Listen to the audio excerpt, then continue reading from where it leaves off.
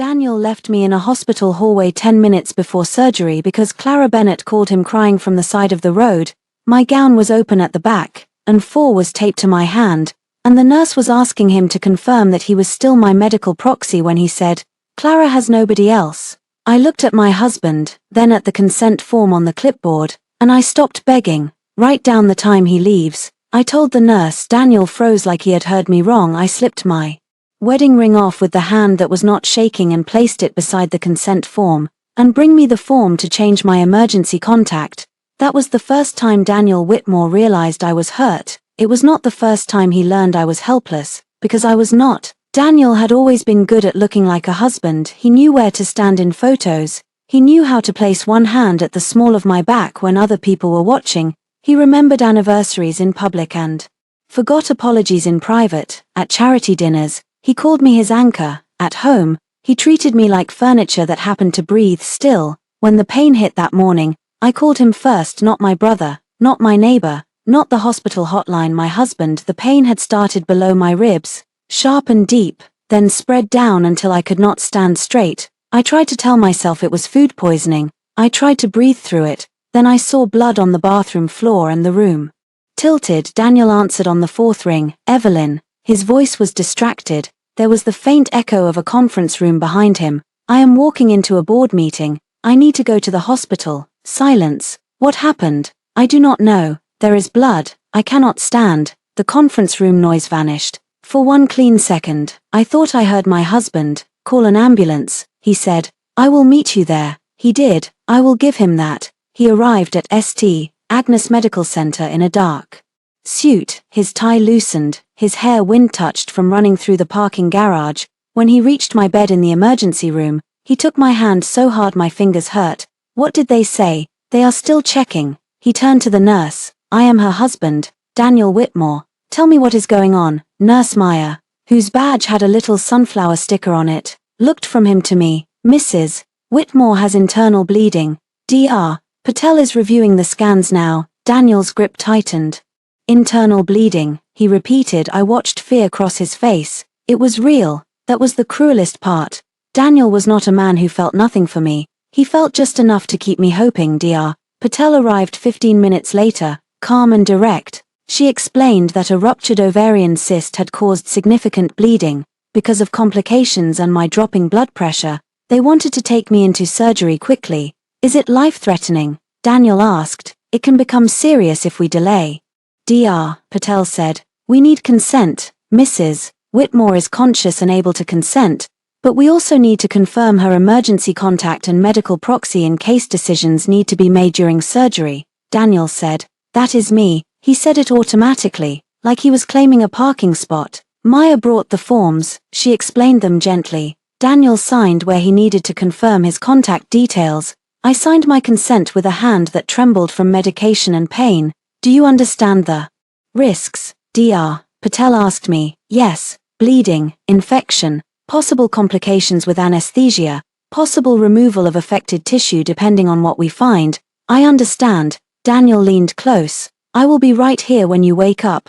I wanted to believe him so badly that it embarrassed me. For 7 years, I had trained myself to live on small promises. "I will be home by dinner. I will call you back. I will talk to Clara about boundaries. I will not let my mother speak to you that way again. I will be right here." The surgical team moved quickly. My bed was wheeled from the emergency department toward the pre-op area. Daniel walked beside me, one hand on the rail. His phone buzzed once. He ignored it. It buzzed again. He looked down. I knew that look. His jaw tightened before his eyes changed. His thumb moved over the screen. He did not answer, but he read. "Daniel," I said, "it's nothing." The phone rang. Maya was checking my ID bracelet. "Mr. Whitmore, we will need you to stay nearby until she is taken in." He nodded, but his phone rang again. This time I saw the name Clara Bennett. Pain twisted through me so hard I nearly gasped. It was not the cyst. I knew that pain too well. "Do not answer that," I said. Daniel looked at me, startled. "Evelyn, not now." She would not call repeatedly unless something happened. Maya paused with the clipboard in her hand. I looked at my husband. "I am about to have surgery." "I know." "Then know it." The phone stopped. Immediately, a voice message appeared, then a text, then another. Daniel's face drained of color. What is it? I asked, though some part of me already knew. Clara's emergencies had a particular rhythm. They arrived when Daniel was unavailable, when he was with me, when he was forced to choose. A panic attack before our anniversary dinner, a broken water pipe during my birthday weekend, a bad reaction to medication during Thanksgiving with my family. She was never dying. She was always alone. Daniel called her back. I stared at him. Clara, he said, slow down. Where are you? Maya looked away. I heard a thin, shaking female voice through the speaker even though Daniel turned his body. Clara was crying. Of course she was crying. Did you call 911? Daniel asked. A pause. Are you hurt? Another pause. His eyes closed. Stay in the car. I am coming. Something inside me went very still. Daniel, I said. He did not answer me. He was listening to her. His whole body had shifted toward the exit. Daniel, I said. Again, louder. He ended the call and turned back. Clara was in an accident. My bed was beside a set of double doors marked authorized personnel only. Behind them, the surgical unit waited. I could smell antiseptic and plastic. My 4-bag swung gently from the pole. What kind of accident? I asked. She went off the road near Westlake. She is panicking. She says she cannot breathe. Did she call an ambulance? She called me. That is not an answer. His expression hardened. Evelyn, she has severe anxiety around hospitals. I almost laughed. I was lying in a hospital bed. Then she should call an ambulance and be anxious in the correct location. I said. Maya's mouth tightened like she was trying not to react. Daniel bent closer, lowering his voice. Do not do this right now. Do what? Make it about Clara. I looked at the surgical doors, then back at him. You made it about Clara when you answered her call 10 minutes before my operation. He dragged a hand through his hair. You are already in the hospital. You have doctors. She is alone on the side of the road. I am your wife. I know that. No, Daniel, you know my name. You know where I keep your cuff links. You know I will pack your suitcase and smooth things over with your mother and send flowers to people you forget to thank. But you do not seem to know that I am your wife. The old Daniel would have softened, or pretended to. This Daniel glanced toward the elevators. She has nobody else, he said. There it was, the sentence that ended my marriage. Not because he cared that Clara was scared. I was not that cruel. If she had truly been dying, I would have told him to run. But he did not say, she may be seriously injured. He did not say, there is no ambulance. He did not say, I have to make sure she survives. He said she had nobody else, as if I did. As if my husband standing beside my surgical bed was not the only person I had asked for. Maya cleared her throat gently. Mr. Whitmore, if you leave, we need an alternate emergency contact. Available by phone. Daniel's face tightened with irritation. I will keep my phone on. You did not keep it on when Dr. Patel called earlier, Maya said. He looked at her sharply. I looked at her too, but for a different reason. Earlier, there had already been missed calls. Maya kept her voice professional. We need someone who can answer immediately. Daniel turned back to me. I will be back before you wake up. I remembered being 25 and newly married, standing in a rainstorm because his car battery had died. I remembered leaving work in the middle of a presentation because his mother had fallen and he was out of town.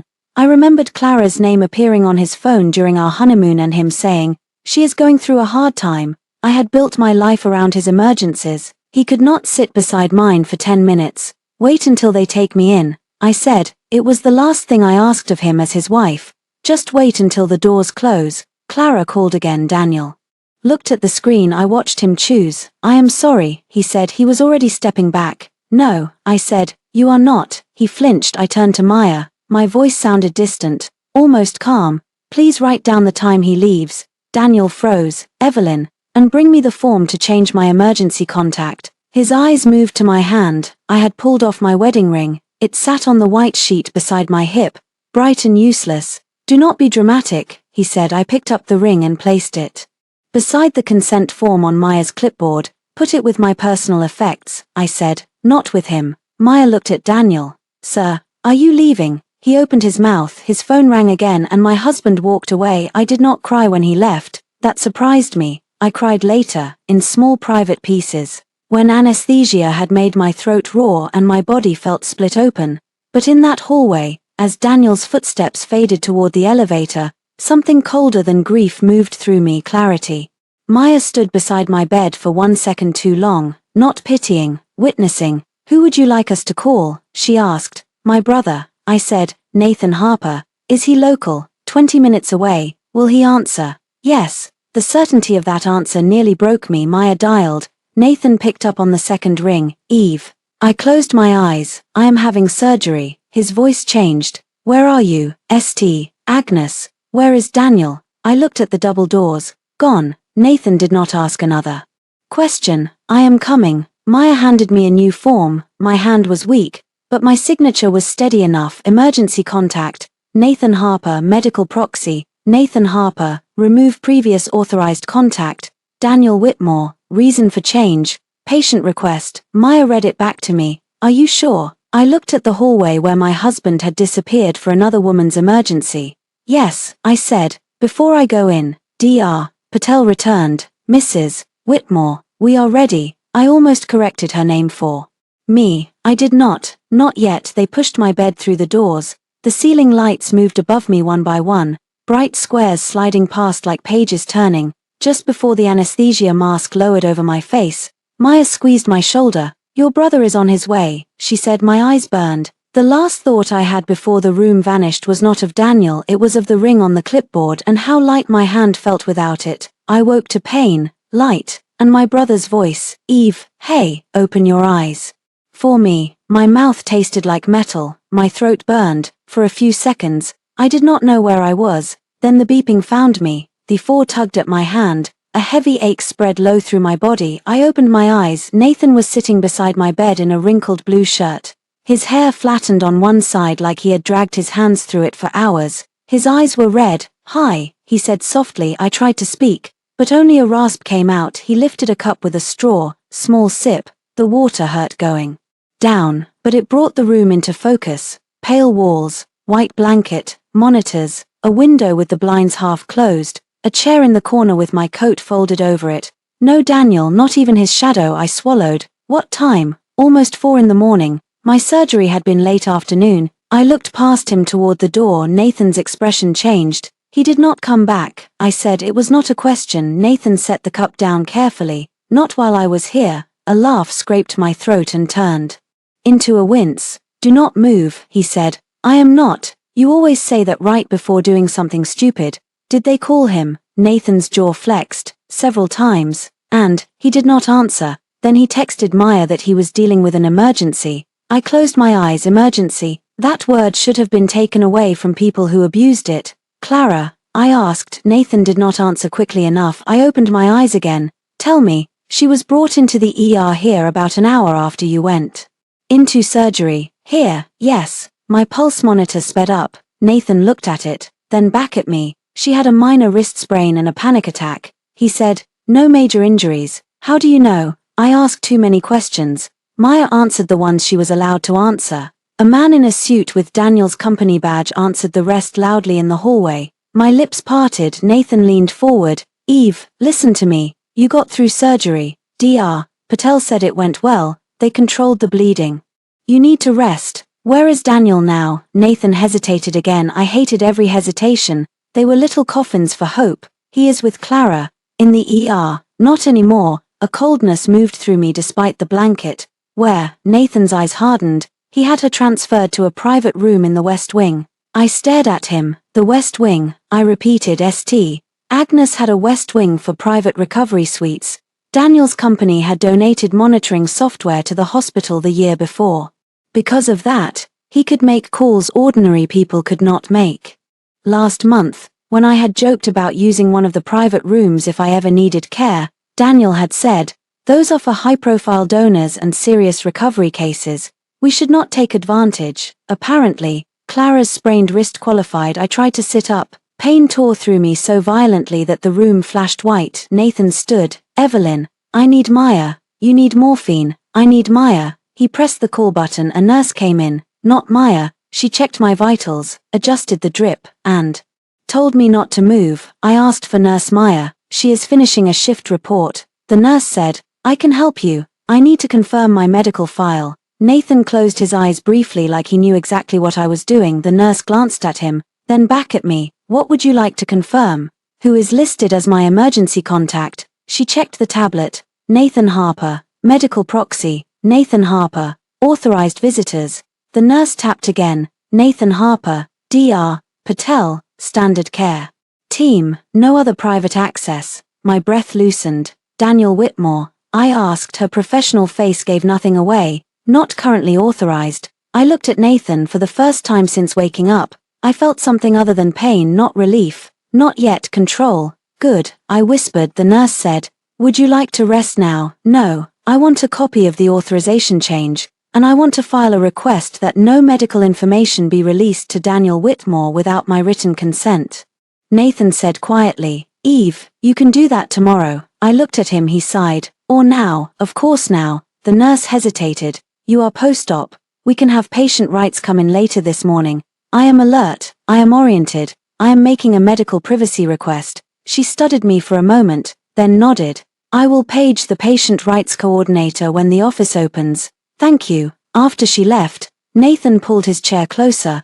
Do you want me to call a lawyer? I turned my head toward him. My brother and I had not always been close in the easy way siblings on holiday cards looked close. He was 5 years older, practical to the point of bluntness, protective in a way that sometimes felt like judgment. When I married Daniel, Nathan had said, he likes being admired more than he likes being known. I had not spoken to him for 3 weeks after that. Now he was the one sitting beside my hospital bed. Not yet, I said. Nathan nodded. Then my phone buzzed on the bedside table. We both looked at it. Daniel, his name filled the screen with a photo from our 5th anniversary. In it, he was smiling down at me under restaurant lights, his hand curved around my shoulder.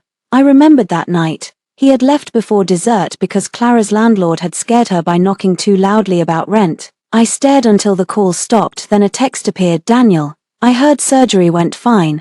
I am sorry I could not be there when you woke up. Clara was in bad shape. I will come by soon. I read it twice. Not, are you okay? Not, I am sorry I left. I heard surgery went fine, as if my body had submitted a status report. Another text appeared. Daniel, please do not block me from updates. That is unnecessary. I held out my hand. Give me my phone. Nathan picked it up. Are you sure? Yes. He placed it in my palm. My fingers were clumsy, but rage has its own fine motor skills. You are no longer authorized to receive my medical information. Daniel responded almost immediately. Daniel. Evelyn, do not punish me for helping someone in an emergency. I felt the word punish settle over me like a hand on my throat. Punish, that was what selfish people called consequences. You left before my surgery. You ignored hospital calls. You arranged a private room for Clara while I woke up without my husband. This is not punishment. This is correction. 3 dots appeared, vanished, appeared again. Daniel, we will talk when you are less emotional. I almost smiled. The monitor beeped steadily. We will talk through documentation. I turned the phone face down. Nathan let out a slow breath. There she is. I looked at him. The sister who used to make color-coded binders before arguing with our landlord. That landlord kept our security deposit illegally, and returned it in 48 hours because you scared him with tabs. I closed my eyes, and against all odds, a tiny laugh escaped. It hurt. Everything hurt, but somewhere beneath the pain, a door had opened. Maya came in around 6. She looked exhausted, but when she saw I was awake, her face softened. How are you feeling? Like someone rearranged my organs. Accurate enough. Thank you, I said. For what? For calling Nathan. For writing down the time. She glanced at the door, then stepped closer. The note is in your chart. Mr. Whitmore left at 4:42 p.m. after being advised that an alternate emergency contact was needed. Can I get that in writing? You can request your records through patient services. I want to. Maya nodded like she had expected that. I will make sure Rachel comes to see you. Rachel, patient rights coordinator. She is good. I swallowed. Did Daniel come back at all? Maya's face became carefully blank. He came to the surgical waiting area around midnight. By then your brother was already listed as your contact. Mr. Whitmore asked for updates. We told him we could not provide them. What did he do? He became upset. Nathan snorted. Maya continued. Then he received a call. And left, of course. Was Clara admitted to the West Wing? Maya hesitated. I cannot discuss another patient. I understand. She looked at me for a beat. But I can say your request about your own visitor list has been honored. Meaning yes, Daniel had left my surgery for Clara, brought Clara to my hospital, placed Clara in the donor wing, then tried to walk back into my room like husbands were universal access cards. Thank you, I said again. Maya checked my incision sites. my blood pressure. The medication line. When she left, the room felt too quiet. Nathan stood. I am going to get coffee, real coffee, not the machine poison. Do you want anything? My husband removed from my life, not available in the cafeteria, but I will check the vending machine. After he left, I lay still and listened to the machines. My phone buzzed again. This time it was not Daniel, it was Clara Bennett. Evelyn, I am so sorry. I never would have called Daniel if I knew you were actually in danger. He told me you had doctors and that you would understand. I stared at the message until the words blurred. Actually in danger. He told me you would understand. There are moments in a marriage when the betrayal is not the kiss, the affair, the lie, or the missing night. It is the vocabulary. It is hearing someone else repeat the language your husband uses to reduce you. I screenshot the message, then I replied, me. Do not contact me again. A minute later, Clara sent another text. Clara, I know you are hurt. But Daniel is a good man. He was only trying to do the right thing. I screenshot that too, then I blocked her. The sun rose slowly behind the blinds. Pale gold cut across the foot of my hospital bed. I watched it reach the chair Daniel had not sat in at 8:30. Rachel from patient rights arrived with a tablet, a calm voice, and reading glasses on a silver chain. She explained my privacy rights. She confirmed that I could revoke Daniel's access. She gave me forms for medical information restrictions, visitor limitations, and updated advance directives. Do you want Mr. Whitmore removed from all hospital communication regarding this admission? She asked. Yes. Do you want him removed from future default emergency contact information in this hospital system? Yes. Do you want him removed as medical decision maker from existing documents on file? I thought of him saying, Clara has nobody else. I signed. Yes. Rachel witnessed my signature. The pen felt heavy, my hand shook, but when I wrote, Evelyn Harper Whitmore, I paused, then I crossed out Whitmore. Rachel looked at me over her glasses. Legal name is still Whitmore for now, she said gently. For now, I said. She did not smile, but something in her eyes warmed. We can add your preferred name as Evelyn Harper, please do. When Daniel came back at noon, the system no longer knew him as my husband, it knew him as a restricted visitor, and for once, so did I. Daniel arrived with lilies. That was how I knew he still did not understand. Lilies were for apologies that wanted to look expensive. They were tall, fragrant, dramatic flowers that made every room smell like a funeral trying to pass as romance. Daniel had sent them after missing our 3rd anniversary dinner, after forgetting my mother's memorial service, after I found Clara's bracelet in his car and he told me she had needed a ride after a panic attack. Lilies meant he wanted the room to forgive him before I did. I heard his voice before I saw him. I am her husband. The hallway outside my room went quiet in that specific hospital way, where everyone pretends not to listen while hearing every word. A nurse answered, You are not on the approved visitor list. That is impossible. Check again. I have checked, sir. Then your system is wrong. Maya's voice cut in, calm as a locked door. The system is correct. I turned my head toward the glass panel beside the door. Through the frosted strip, I could see Daniel's shape, tall, broad-shouldered, still in yesterday's clothes. Though his shirt had been changed, the lilies were wrapped in white paper. Let me speak to my wife, he said. Maya said, Mrs. Harper is resting. A pause. Mrs. What? I closed my eyes for 1 second. Maya did not hesitate. Mrs. Harper has requested that no medical information be released to you and that you not be admitted without her consent.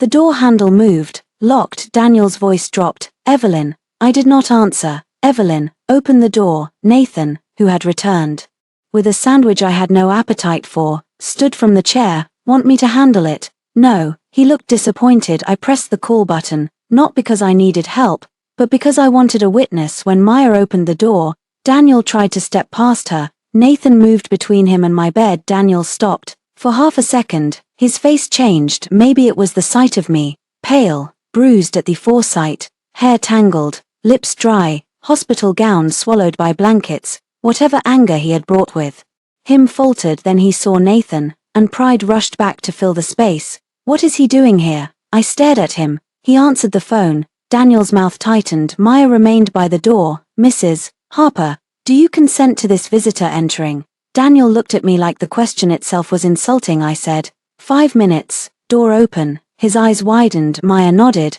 I will be right outside. Daniel stepped in. The lilies came with him, filling the room with sweetness so thick I felt Nauseated, Nathan did not sit. He leaned against the wall with his arms crossed. Daniel set the flowers on the counter. I brought these. I cannot have lilies in a recovery room, I said. The smell makes me sick. You love lilies. No, your assistant sends lilies. I throw them out. His face flushed. Nathan coughed into his fist. It sounded suspiciously like a laugh. Daniel looked at him.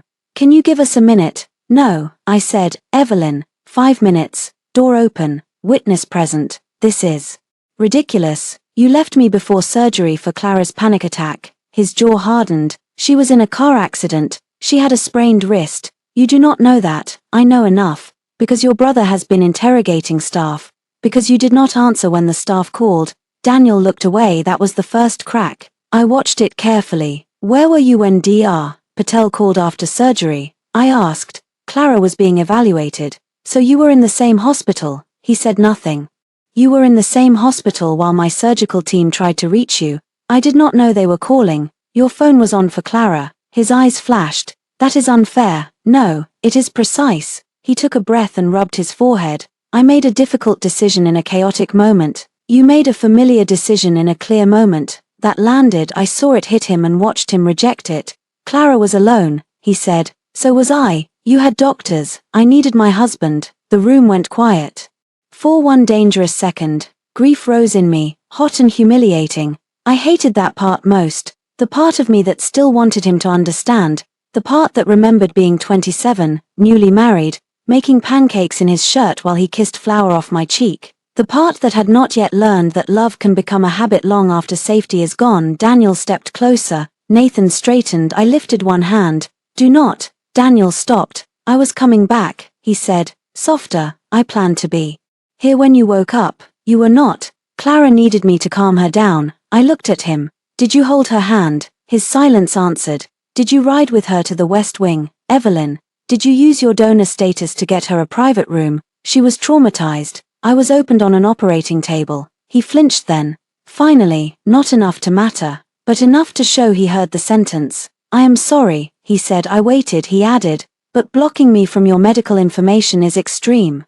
There it was again, the apology with a handle attached, designed to pull me back into place. No, I said, leaving made you unavailable. I corrected the file. I am your husband. You are not my medical proxy. That is a technicality. Medical consent is not a technicality. He glanced at Maya outside the door, then lowered his voice. Do you have any idea how this looks? I looked at him for a long moment. That was what he feared, not my pain, not my surgery, not the fact that my brother had signed forms because my husband had been unreachable. How this looked, it looks accurate, I said, his expression sharpened. Evelyn, I am warning you, do not turn a private marital issue into a public embarrassment. Nathan pushed off the wall. Careful. Daniel ignored him. My company works with this hospital. I sit on donor committees. People know us, I know. If staff start gossiping that I was removed from your chart, it could affect more than us. I almost admired the speed. He had reached the business impact before asking if I could walk.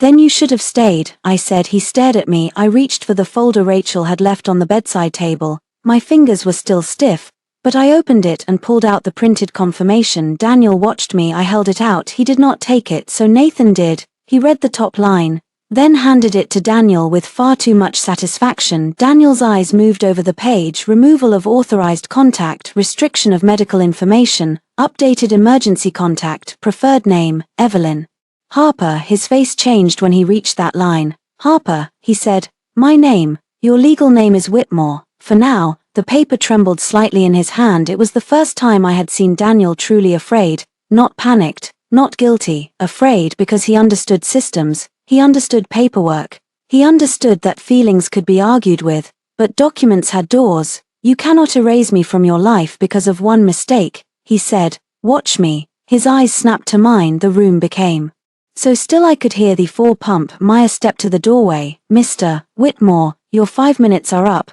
He did not look at her. Evelyn, this is not who you are. That almost made me smile because who I was had always been very convenient for him. Patient, understanding, soft-spoken in public, quick to smooth over discomfort, careful never to embarrass him. He had mistaken endurance for identity. This is exactly who I am, I said. You are just no longer benefiting from my restraint, Nathan.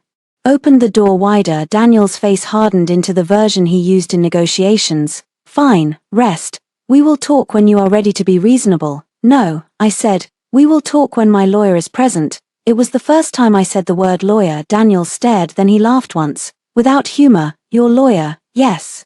You are recovering from anesthesia. Do not make threats you cannot take back. I am not threatening you. I looked at the lilies on the counter. I am documenting you. His mouth closed. Another phone buzzed. We all heard it. He did not look down immediately, which meant he already knew who it was. Maya's eyes moved to the phone, then to me. Nathan's jaw tightened. Daniel finally checked the screen. Clara, of course. I saw the battle on his face. Not between right and wrong.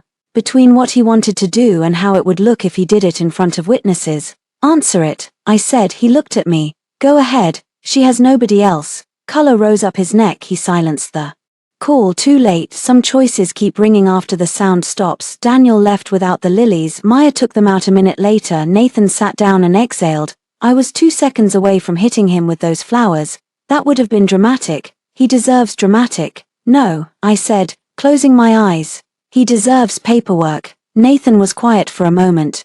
Do you really want a lawyer? I looked at the folder on my lap. The medical restriction form, the visitor list, the name Harper in black ink. Yes, divorce. My incision ached, my throat burned, my marriage, apparently, had been bleeding longer than my body. Yes, I said. Nathan nodded once. Grace Miller, your friend from law school, best divorce attorney in the city, terrifying, color-coded tabs would fear her. Call her. I will. And Nathan, yeah. Ask her what I need to preserve. His mouth curved, not in amusement this time, but pride. That is my sister. After he stepped into the hallway, I picked up my phone.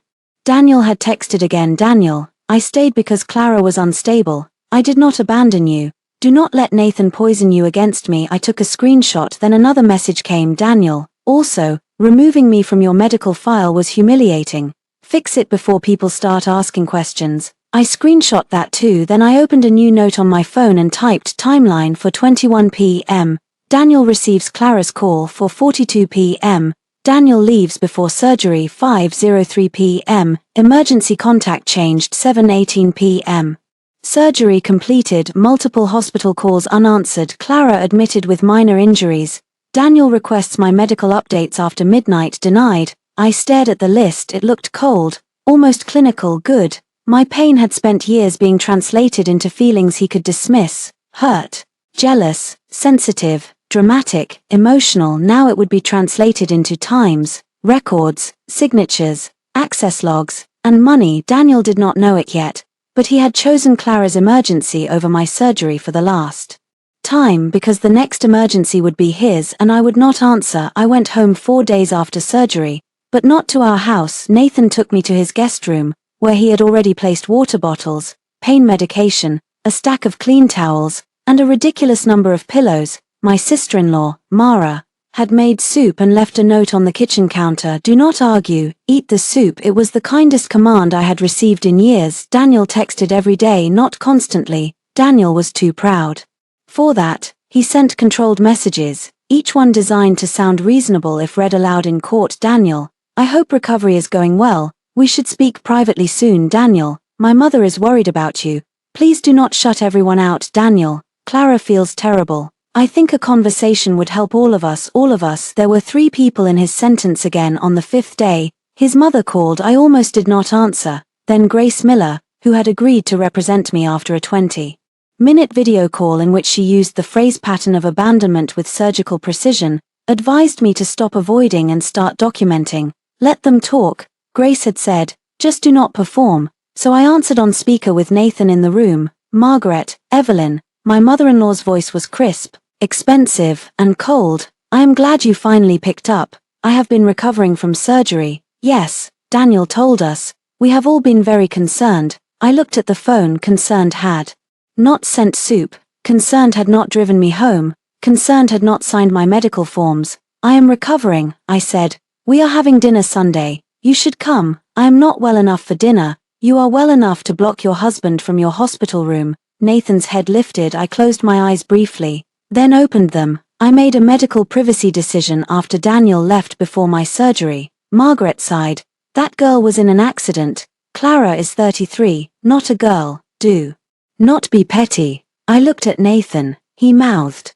Document. I set the phone near my laptop and opened a file. Margaret, what exactly are you asking me to do?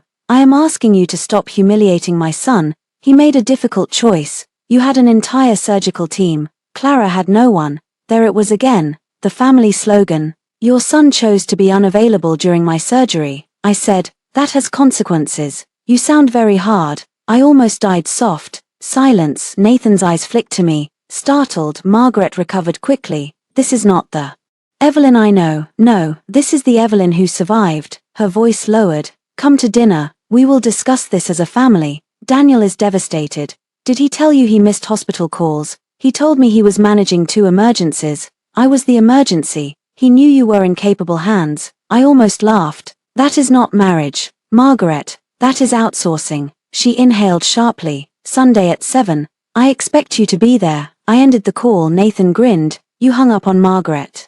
Whitmore, I am on pain medication. That excuse covers murder in some states, I think. Grace advised me to go. Family dinners are where entitled people forget witnesses exist. She said, take your phone. Do not bait them. Let them reveal themselves. So on Sunday, I put on a loose black dress that did not press against my incisions, tied my hair back, and let Nathan drive me to Margaret's house. Daniel was waiting by the door. He looked tired. Good. His eyes moved over me, taking in the careful way I stood, the faint bruising on my hand, the weight I had lost in a week. Evelyn, he said softly. For a moment, I saw the man I married, the one who cried quietly during our vows because his father had died the year before, the one who used to leave notes in my coat pockets, the one I had loved before Clara became a permanent third chair at every invisible table. Then he reached for my elbow like he still had the right. I stepped back. His hand dropped. How are you feeling? Like someone recovering from surgery. He flinched. I deserved that. You deserved worse. I am pacing myself. His mouth tightened. Can we not do this on the doorstep? That depends on what you do inside. Margaret's dining room was staged like a magazine spread. White roses, silver candlesticks, china plates no one was allowed to put in the dishwasher. Daniel's younger sister, Vivian, sat beside her husband. 2 family friends were there, which told me Margaret had not planned a family conversation. She had planned an audience. Then I saw Clara. She sat near the far end of the table with a beige brace on her wrist, looking pale and tasteful in a cream sweater. Her hair was loose around her face. Her eyes were damp before anyone even spoke to her. Daniel saw me see her. Evelyn, he said quickly. I did not know she would be here. Clara stood halfway. I can leave. No one told her to. I smiled. Please sit. Your wrist must be exhausted. Vivian choked on water. Margaret's eyes snapped to me. Evelyn. I took the empty chair farthest from Daniel. That was not where I usually sat. Usually, I sat beside him, close enough to rescue him from awkward conversations, refill his glass, laugh at jokes he did not hear. Tonight, I sat across from him. It changed the geometry of the room. Dinner began with knives against plates and nobody mentioning my surgery until Margaret decided subtlety had suffered enough. Evelyn, Daniel tells me you are considering legal separation. Daniel looked down. Clara's fingers tightened around her napkin. I am considering divorce, I said. The table went still. Margaret's smile froze. That is a very dramatic word. It is a legal word. Over one bad day, I placed my fork down. Daniel left me 10 minutes before surgery because Clara called. He ignored hospital calls while I was under anesthesia. He arranged donor wing care for Clara while I woke up without him. When I removed him from my medical file, his main concern was embarrassment. That is not one bad day. That is a pattern finally becoming measurable, Clara whispered. I never meant for any of that to happen. I turned to her. What did you mean to happen? Her eyes widened. Daniel said, Evelyn, no, I am curious. Clara called my husband repeatedly while he was standing beside my surgical bed. She did not call 911 first. She did not call roadside assistance. She did not call the police. She called Daniel. So I am asking what outcome she expected. Clara's chin trembled. I was scared. Were you too scared to text him that you had gone off the road? Yes, but not too scared to tell him I would understand. Her face changed just a flicker. Daniel looked at her. What? I opened my phone and placed it on the table. Screen facing up. Clara's text glowed under the chandelier. He told me you had doctors and that you would understand. Daniel read it. His face tightened. Margaret leaned forward. This is private. No, I said, my surgery was private, Daniel made Clara part of it. Now I am responding in the same room where you invited her to help discipline me. Vivian looked down at her plate. Clara's tears spilled beautifully. I was trying to apologize. Your apology defended him. I was overwhelmed. You always are. The sentence landed harder than I expected. Clara stopped crying. Daniel's head turned slowly toward me. What is that supposed to mean? I laughed once, softly, not kindly. Daniel, in 7 years, Clara has had emergencies on my birthday, our anniversary, Thanksgiving, the night before my work trip, your mother's fundraiser, and now my surgery. Either she is the unluckiest woman in Boston, or she has excellent timing, Margaret said. That is cruel. No, what was cruel was your son telling medical staff he would keep his phone on, then not answering while I was unconscious. Daniel's face went pale. That is not true, he said. I opened another file. The printed call log Grace had requested from the hospital with my authorization. I had not planned to use it so soon, but Margaret had invited Clara. I slid it across the table. 3 calls from recovery, 1 from Dr. Patel's office, 1 from patient services, all unanswered. Daniel stared at the page. Clara whispered, Daniel, I did not know. I looked at her. You did not ask. Daniel's hand closed around the paper. Why did you bring this?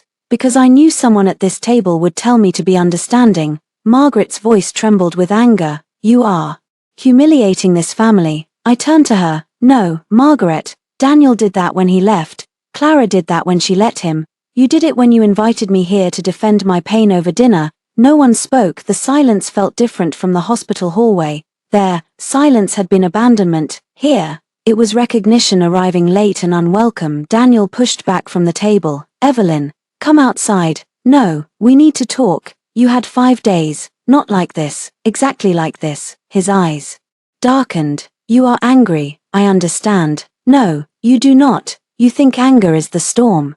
It is not. Anger was the weather I passed through on the way here. What you are seeing now is decision. He stared at me as if I had spoken another language. I stood carefully. Pain pulled low in my abdomen, but I kept my face still. Thank you for dinner, I said to Margaret. Do not invite me again. Daniel followed me into the foyer. Evelyn, stop. I did, because running would hurt, and because I was finished running emotionally too. He lowered his voice. You cannot keep doing this, bringing documents, freezing me out, treating Clara like she planned your surgery. I do not think Clara planned my surgery. I think she trusted that if she called, you would come. He looked away. That was answer enough. Did you? I asked. Did I what? Tell her I would understand. He was silent. My chest hurt more than my stitches. Of course you did, I said. Evelyn, I was trying to calm her down. You used my forgiveness like a blanket for another woman. His face broke then. Just slightly. I am sorry. No, Daniel, you are sorry I stopped being useful. He stepped closer. That is not fair. I took my phone from my coat pocket and opened the banking app. He frowned. What are you doing?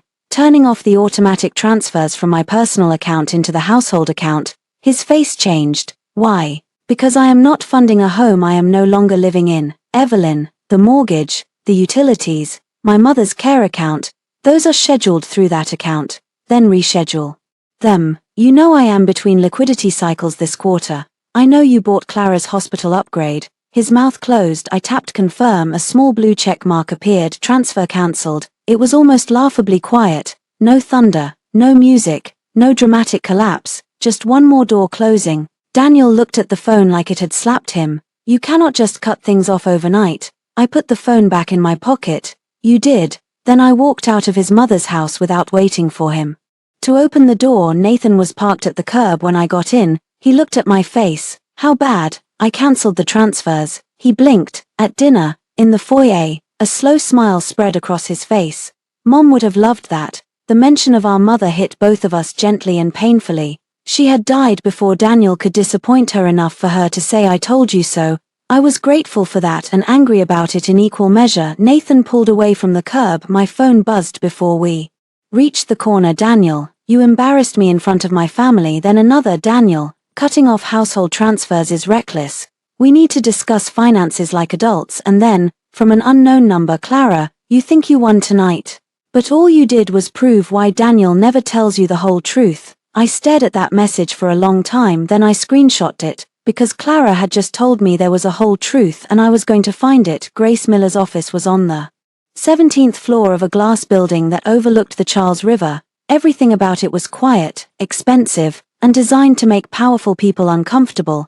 The chairs were too low, the conference table too wide, the receptionist too calm. Grace herself was in her 40s, with silver-threaded black hair pulled into a knot and eyes that made lying feel inefficient. She did not offer sympathy first, she offered a legal pad. Start with the timeline, she said. That was how I knew Nathan had chosen well. I sat across from her with a cushion behind my back, still sore enough that every movement had to be negotiated with my body. Nathan waited in the lobby because I asked him to, not because I was hiding anything, but because I needed one room in this process where I was not anyone's wife, sister, patient, or problem, just myself. I opened my folder. I already made one. Grace's eyebrows lifted as I slid the printed timeline across the desk. She read without interrupting. Occasionally, she made a mark in the margin. When she reached the hospital call log, her mouth flattened. He was on site when they called. Same hospital, different wing. And he did not answer. No. Did he have legal authority at the time? At first, yes. Before surgery, he was listed as my medical proxy. I changed it before going in. Good. That one word steadied me. Grace looked up. Do you want a divorce, or do you want leverage to force behavioral change? A divorce. Say that again. I held her gaze. I want a divorce. Good. I ask because many clients begin with the word divorce when they mean apology. Those are different legal strategies. I do not want an apology. You will get several anyway. Can I refuse delivery? For the first time, Grace smiled. Emotionally, yes. Legally, no. Now. Assets. The next hour was not romantic. That was what made it healing. Marriage often ended in tears, but divorce began in spreadsheets. We reviewed the house, the joint account, retirement accounts, insurance policies, Daniel's company shares, my consulting income, my mother's inheritance, and the Harper family trust that my parents had created before their deaths. Daniel had always acted vaguely offended by the trust, as if my parents loving me in legal language was a personal insult. Is any trust income deposited into joint accounts? Grace asked. Some. I used part of it for household expenses. How much? I opened another folder, monthly transfers for 6 years. Grace looked at the spreadsheet and went still. Mrs. Whitmore, Harper, I said before I could stop myself. She looked up. MS. Harper, she corrected smoothly. These are not small transfers. No. Did Daniel contribute equally? He covered the mortgage for the first 2 years, then his company expanded. He said cash flow was complicated. I took over most household expenses temporarily. Temporarily for 4 years. I said nothing. Grace turned a page. Mother's care account, his mother. Assisted living transition planning, though she never moved in. We were setting aside money, from your personal account. Yes. Why? I gave the answer I had given myself for years. Because family helps family. Grace did not soften. His family helped themselves. The sentence sat there. I looked out at the river. It moved without caring who had signed what. What about Clara Bennett? Grace asked. I turned back. I have texts. I need more than texts. I have reason to believe Daniel paid some of her expenses, personal or joint funds. I do not know yet. We will find out. Grace gave me a list. Bank statements, credit card records, phone records, insurance beneficiary forms, property documents, medical proxy documents, any written communication involving Clara, any evidence Daniel used marital funds for her benefit. Do not access anything illegally, she said. If it is in your shared account, shared cloud, shared property, or already in your possession, preserve it. Do not hack. Do not guess passwords. Do not record conversations unless you understand state law. Forward me everything. I know Daniel's laptop password. Do not use it. I also know he keeps printed receipts in his home office because he thinks paper is more secure than email, that you may photograph if you are legally permitted to enter the home. My name is on the deed. Then enter with a witness. Nathan. Good. Calm. Less likely to throw a chair. Mostly. Grace leaned back. One more thing. Daniel's company. I stiffened. I do not want this to become about his company. It may already be about his company. You mentioned the hospital donor committee. Does Daniel use your marriage publicly? Yes. How? Fundraisers. Interviews. He talks about patient-centered technology. He says my background in medical access consulting keeps him grounded. Does your name appear on company materials? Sometimes. Did you consent? I assumed. Grace's expression sharpened. Assumption is not consent. I thought of the charity invitation. Daniel and Evelyn Whitmore, my name printed beside his like a decorative credential. His company is seeking a new hospital network contract. I said slowly, St. Agnes is part of the pitch, and he abandoned his wife before surgery in that hospital. He will say it was personal. Public image often turns personal failure into business risk. We do not need to attack his company. We need to prevent him from using you as evidence of his integrity. That was the difference between revenge and boundary. Revenge would be burning down his world because mine hurt. Boundary was refusing to be used as wallpaper in the room where he lied.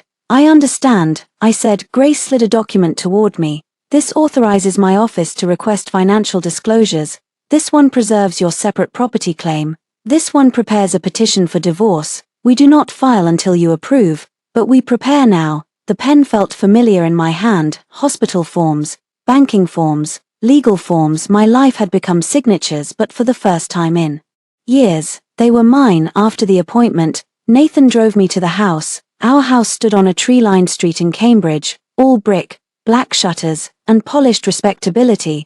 I had chosen the paint color for the front door. I had planted the hydrangeas. I had hosted Daniel's colleagues on the patio and smiled while Clara brought wine she knew I did not drink. Nathan parked across the street. Are you sure? No, I said. But yes, he nodded. That is usually the real answer. Inside, the house smelled faintly of cedar and Daniel's coffee. The silence was worse than I expected. Not empty. Waiting. I started in the bedroom. Half my clothes were gone because Nathan and Mara had helped me pack after the hospital. But my documents were still in the safe drawer. Passport, birth certificate, social security card, trust paperwork, my mother's pearl earrings, a letter from my father written when I graduated college. I placed each item in a bag. Nathan stood by the door, pretending not to notice when I paused over the wedding album. Leave it, he said. I am. But my hand moved anyway. I opened to a photo of Daniel lifting my veil. He looked so young, so certain, so mine. Then I saw the corner of another figure in the background. Clara. I had forgotten she wore pale blue to our wedding. She had cried during the ceremony. Everyone thought it was sweet. I remembered Daniel hugging her too long at the reception and whispering something that made her laugh through tears. I closed the album. Leave it, I said. In Daniel's office, everything was exactly as he liked it. Walnut desk, leather chair, framed degrees, a photo of us at a hospital gala. On the shelves, awards for innovation, leadership, ethical technology. Ethical. Nathan made a sound. What? He was looking at the credenza. That drawer is labeled Clara. I turned. It was not actually labeled Clara. Daniel was not that stupid.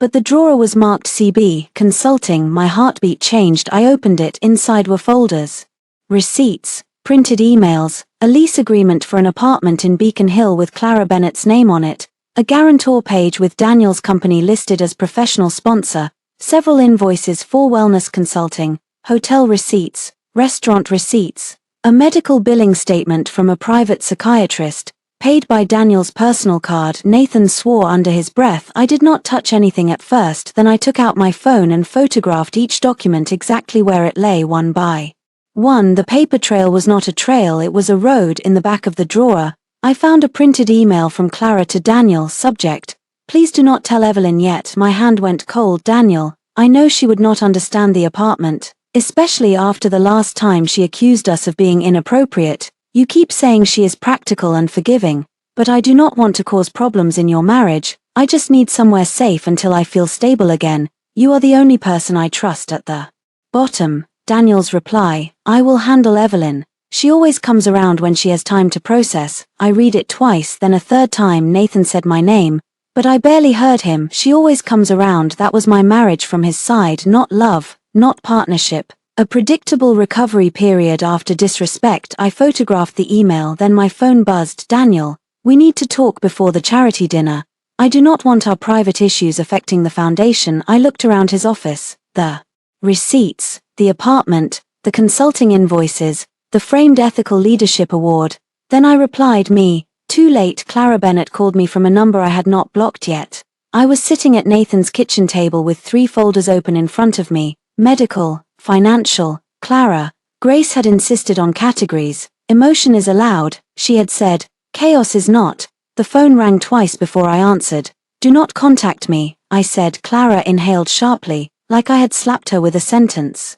Evelyn, please, I know you hate me. I do not hate you. That seemed to confuse her. You do not. No, hate requires a kind of intimacy I am no longer interested in giving you. Silence, then her voice softened into the fragile version.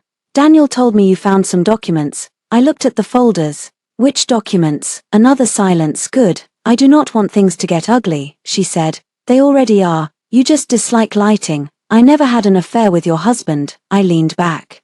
Carefully, my incisions pulled less now, but my body still reminded me when I moved too fast. I did not accuse you of one. You are collecting things like you think I did. I am collecting things because Daniel used marital resources to support you while telling me I was imagining your place in our life. Clara's voice shook. He helped me because I had no one. I closed my eyes. There it was, polished smooth from overuse. You have used that sentence very profitably. You do not know what I have been through. No, but I know what I went through while Daniel was busy managing your emergencies. She made a small sound. You are making me sound manipulative. I am not making you sound like anything. I am repeating facts. Facts. Her voice sharpened. The sweetness thinned. Fine. Fact. Daniel came because he wanted to. Nobody forced him. I opened my eyes. There she was, not the crying woman at the dinner table, not the trembling patient in the West Wing, the woman underneath. Say that again. I said. She went quiet. I smiled slightly. Never mind. I heard it. Evelyn. Goodbye, Clara. Wait, you think removing him from your medical file makes you powerful? It just proves you do not trust your own husband.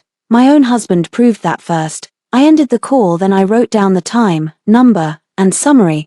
Grace had trained me well. 2 days later, Rachel from St. Agnes called. She had received my formal request for records related to my admission, including communication logs, visitor access attempts, and the authorization change. We can provide your records, she said. For security footage, there is a preservation process. It may not be released directly without legal request, but we can preserve it pending counsel. Please preserve the pre-op hallway footage from 4:15 to 4:50 p.m. Already flagged. I paused. Already. Nurse Meyer noted the incident in your chart, and Dr. Patel also documented that your medical proxy left prior to surgery.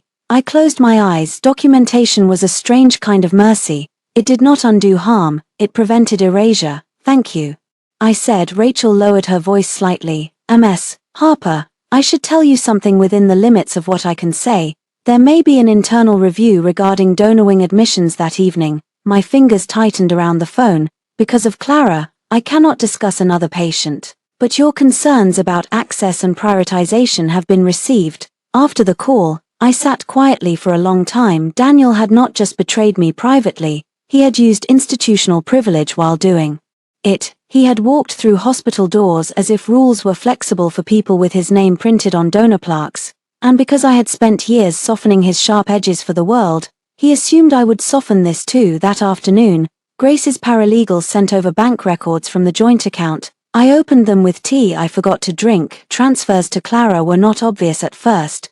Daniel was careful. There were consulting payments from his company, but those required corporate discovery. In our personal records, the payments hid under categories: CB Wellness, Westlake Recovery, Bennett Lease Holding. I found a recurring payment for $3,200 a month for 18 months. My hand went numb, not because of the money alone. I had earned enough, inherited enough, saved enough. Money mattered, but not as much as the lie that sat inside it for 18 months. Daniel had let me pay his mother's care fund while he paid Clara's rent. I called Grace. She answered with, "Tell me you did not call him." I did not call him. Excellent. What did you find? I sent the documents. Her silence while reading was the kind that sharpened knives.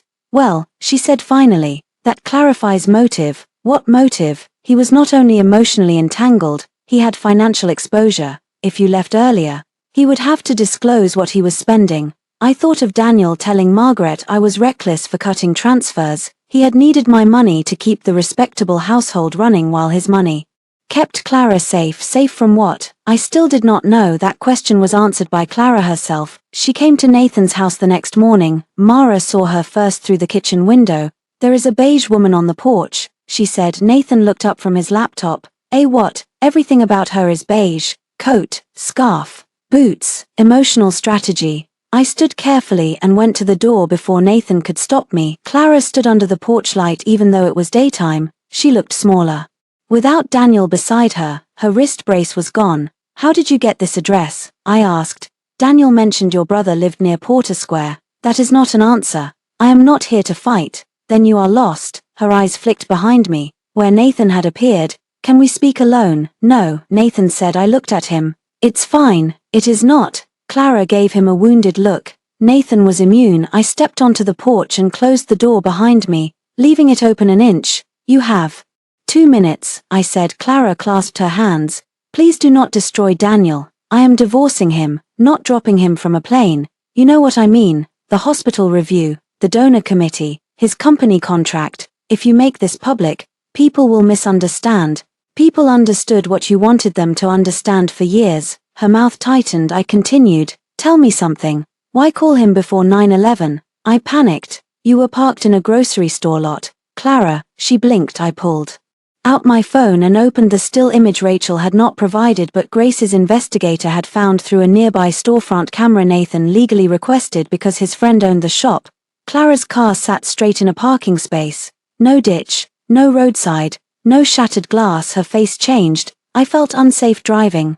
She said, that is different from an accident. I hit a curb. You told Daniel you went off the road. I was scared. You touched up your lipstick before calling him. The color left her face. The image had caught that too. Clara looked toward the street. For once, there were no tears ready. You do not know what it is like, she said quietly, to be the person he loved first and lost. I stared at her. That is what this is. Her eyes flashed. He married you because I left. Do you know that? He was going to propose to me after college. I was not ready. When I came back, you were already there. And so you punished me for being loved second. He still comes when I call. The sentence was soft. It was also the most honest thing she had ever said to me. I felt no jealousy then. That surprised me. Maybe surgery had cut out more than damaged tissue. Maybe seeing the truth clearly left no room for fantasy. Yes, I said, he does. Her face shifted in triumph. Then I added, and now that is your problem. She frowned. I used to think you were taking something from me.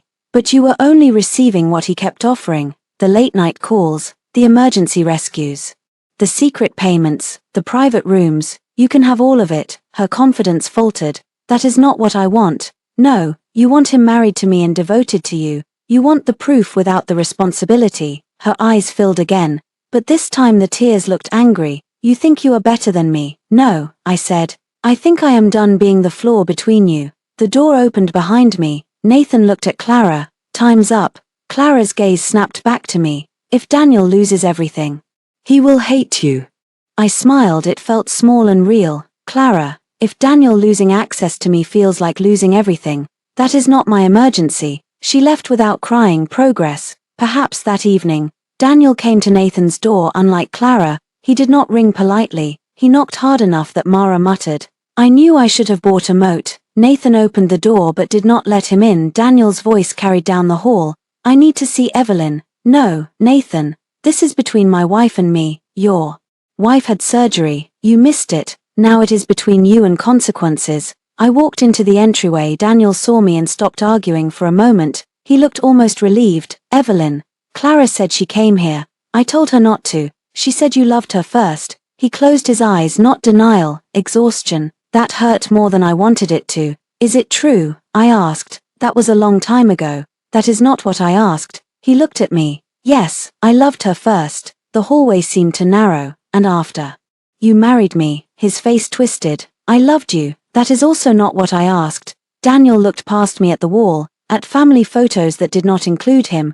Clara and I have history. You and I had vows. He flinched. Good. I stepped closer, stopping just inside the doorway. How many times did you use our money for her? Our money? His expression shifted defensively. Evelyn, you know our finances are complicated. No, they were hidden. I helped her because she needed support. While I supported your household, I was going to balance it. I laughed. I could not help it. With what? More of my understanding. He dragged a hand over his face. I made mistakes. Mistakes are forgetting milk. You funded another woman's life and left me before surgery. I did not sleep with her. There it was. The line men like Daniel believe is the last wall standing. I looked at him with something close to pity. You think fidelity is only about where your body was. His face reddened. Do not twist this. I am not twisting anything. I am untangling it. He stepped forward. Nathan moved.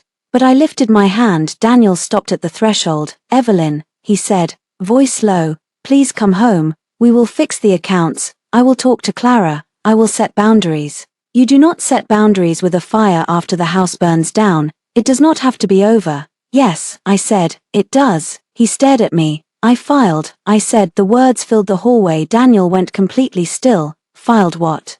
Divorce. For a moment, he looked like he did not understand language. Then he shook his head once. No, yes, you filed for divorce while recovering in your brother's house. I filed for divorce because I am recovering in my brother's house. His mouth opened, closed behind him. At the curb, a car idled.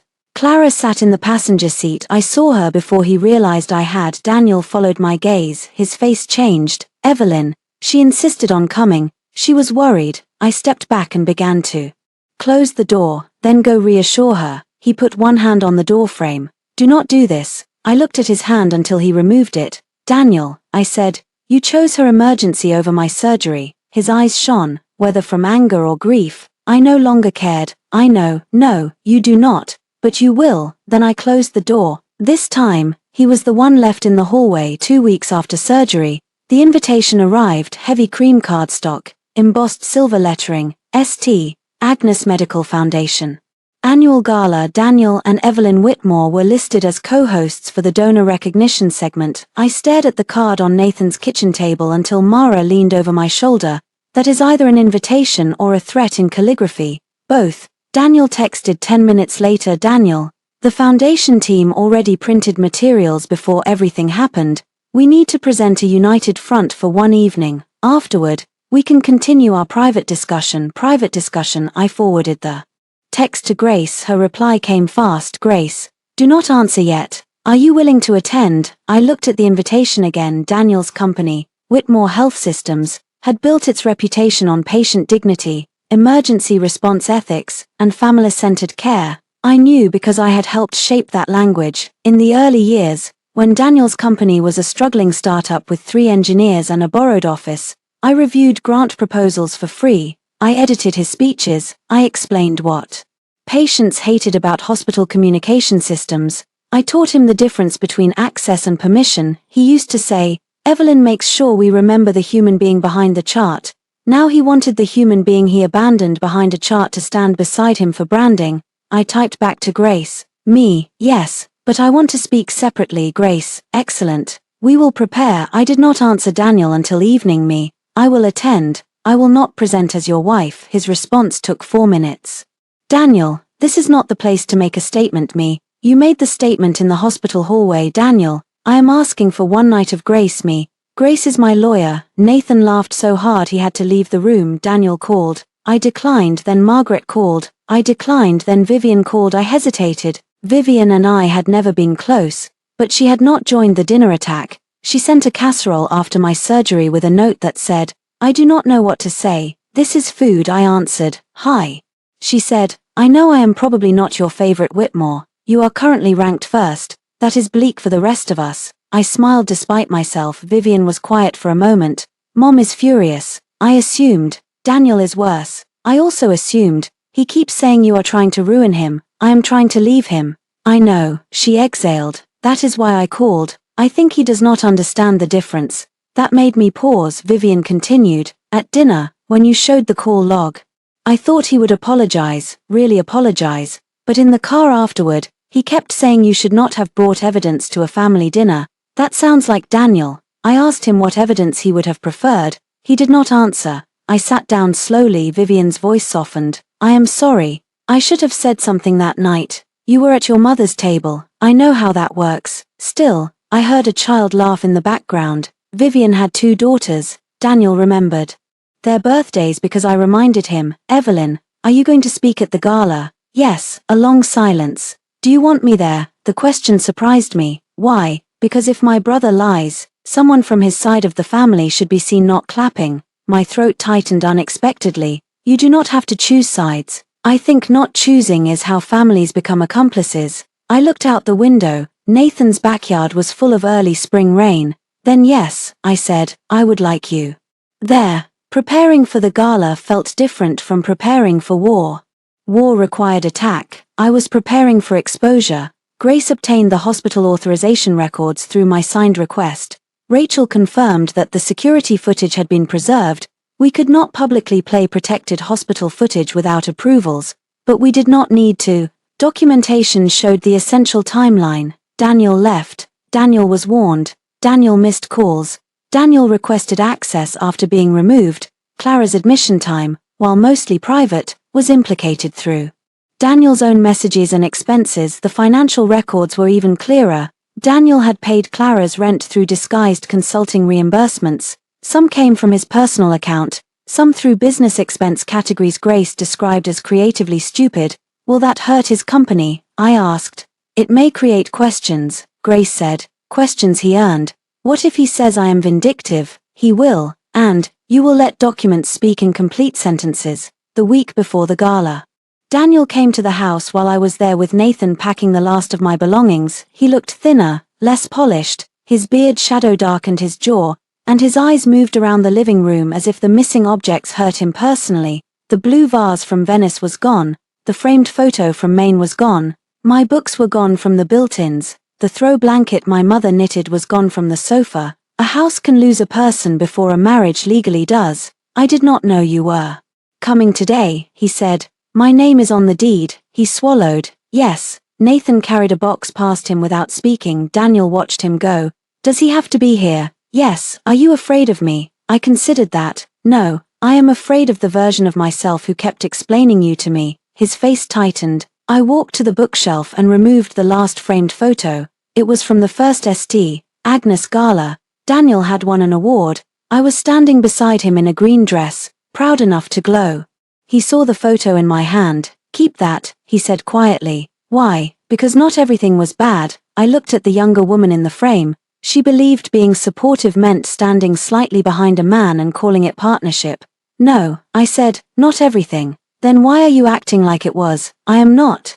I am acting like the good parts do not cancel the damage. His eyes shone. I miss you, he said. The words entered me and found scars instead of doors. I know. Do you miss me? I looked around the room, our room, his room, a room where I had waited through calls, excuses, late nights, and Clara's endless emergencies. I miss who I was before I learned to wait for you. He closed his eyes. Come to the gala with me, he said, not as a performance, just come with me. We can arrive separately if you want, but let me sit with you. Let people see we are not enemies. We are not enemies. His eyes opened. I am your consequence, I said. He flinched. I do not want to hurt you.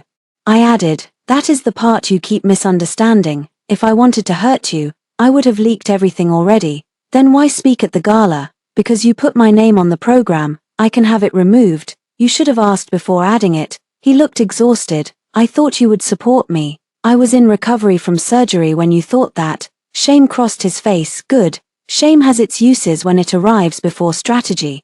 Clara will not be there, he said. I laughed softly. You say that like it is a gift. She is not part of this. Daniel, he looked at me. She was in my hospital story before I woke up. He had no answer. Nathan returned. Last box. I nodded. Daniel looked at it. This is really happening. Yes. He stepped closer, then stopped himself. That restraint probably cost him. A month ago, it would have moved me. Now, I recognized it as a man learning the border after years of crossing it. At the gala, he said, please do not blindside me. I picked up my coat. You left before anesthesia, I said. You do not get to request advance notice. On gala night, I wore navy, not black. I was not mourning the marriage anymore, not red. I was not there to burn. Navy was clean, sharp, and calm. Mara helped zip the dress because I still could not twist easily. Nathan drove me because Grace said arriving alone while still recovering was admirable but impractical. Outside the hotel ballroom, photographers gathered near the step and repeat. Daniel stood under the lights, handsome in a tuxedo, smiling like nothing in his life had cracked. Then he saw me. His smile faltered. A woman from the foundation rushed over. Evelyn, we are so glad you made it.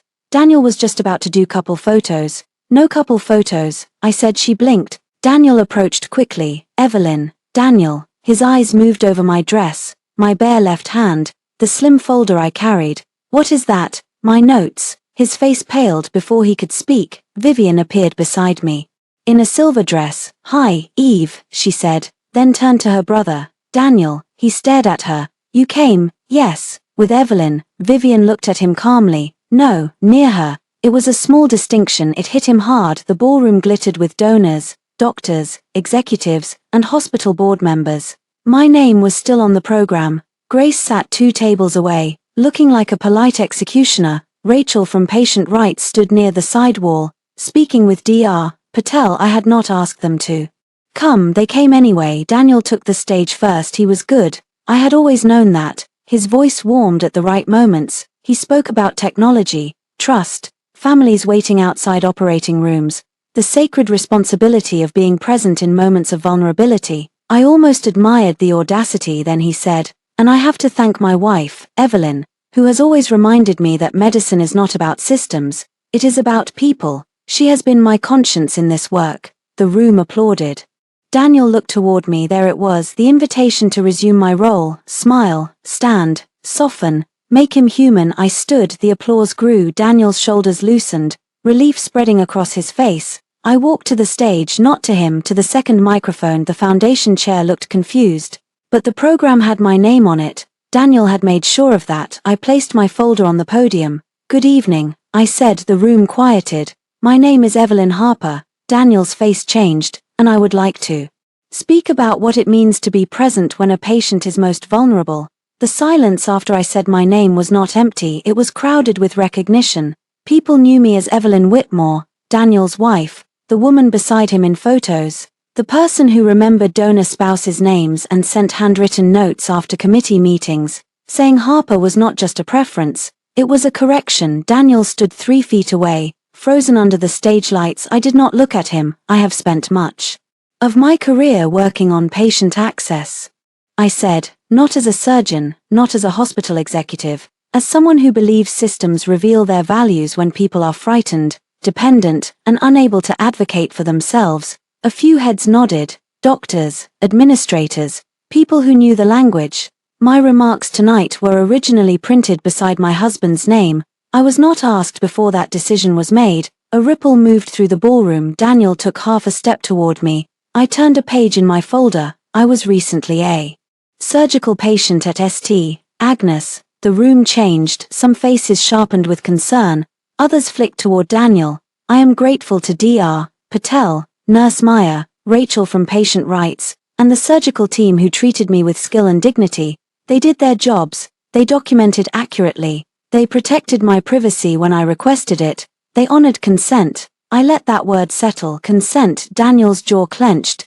10 minutes before I was taken into surgery, my then husband left the hospital because another woman called him about what he described as an emergency. Gasps were not as loud as people imagine. Real shock is often quieter. It sounds like chairs shifting, breath catching, silverware stopping against plates. Daniel moved closer. Evelyn. I did not turn. He had been listed as my medical proxy. After he chose to leave, I changed my emergency contact before entering surgery. I lifted the first page, not high enough for cameras, high enough for the front tables to see the hospital letterhead. This is the authorization change, time-stamped. The foundation chair's face had gone white. I am not sharing this because I believe personal pain should be entertainment. I am sharing it because my name, my labor, and my reputation have been used to support a public image of patient-centered ethics that did not extend to my own hospital bed. Daniel reached the microphone. This is not appropriate. I turned to him at last. The room watched. No, I said, leaving was not appropriate. This is accurate. His face flushed. I returned to the audience. After surgery, hospital staff attempted to reach him. Those calls went unanswered. I woke without my husband present. I later learned that the woman he left to help had been admitted to the same hospital with minor injuries and placed in donor wing care through access connected to his name. A man at the Whitmore Health Systems table whispered something. Another checked his phone. Daniel said under his breath, "Stop." The microphone caught it. Everyone heard. I looked at him again. You had the same chance. His mouth closed. I did not show Clara's medical details. I did not need to. I had learned the power of boundaries even in exposure. My goal was not to violate another patient's privacy. It was to stop Daniel from hiding behind mine. I removed Daniel Whitmore from my medical file, I said, from my emergency contact list, from my medical decision-making authority. I did it while recovering from surgery. Because safety is not symbolic, it is procedural. Grace's expression did not change, but her eyes shone. I am also removing myself from any public or private representation that suggests I endorse his judgment, his ethics, or his use of my name. The ballroom was utterly still. Daniel whispered, "Evelyn, please." That please almost got me, not because I wanted him back, because there was a time when that one word from him would have rearranged my whole body. I would have heard pain and mistaken it for accountability. Now I heard fear. "I am filing for divorce," I said. There it was, no dramatic music, no thunder, just a legal fact in a room built on reputation. I asked the foundation to remove my name from all donor materials connected to Mr. Whitmore unless I give direct written consent. I asked the board to review any donor wing access or resource allocation associated with his intervention that night.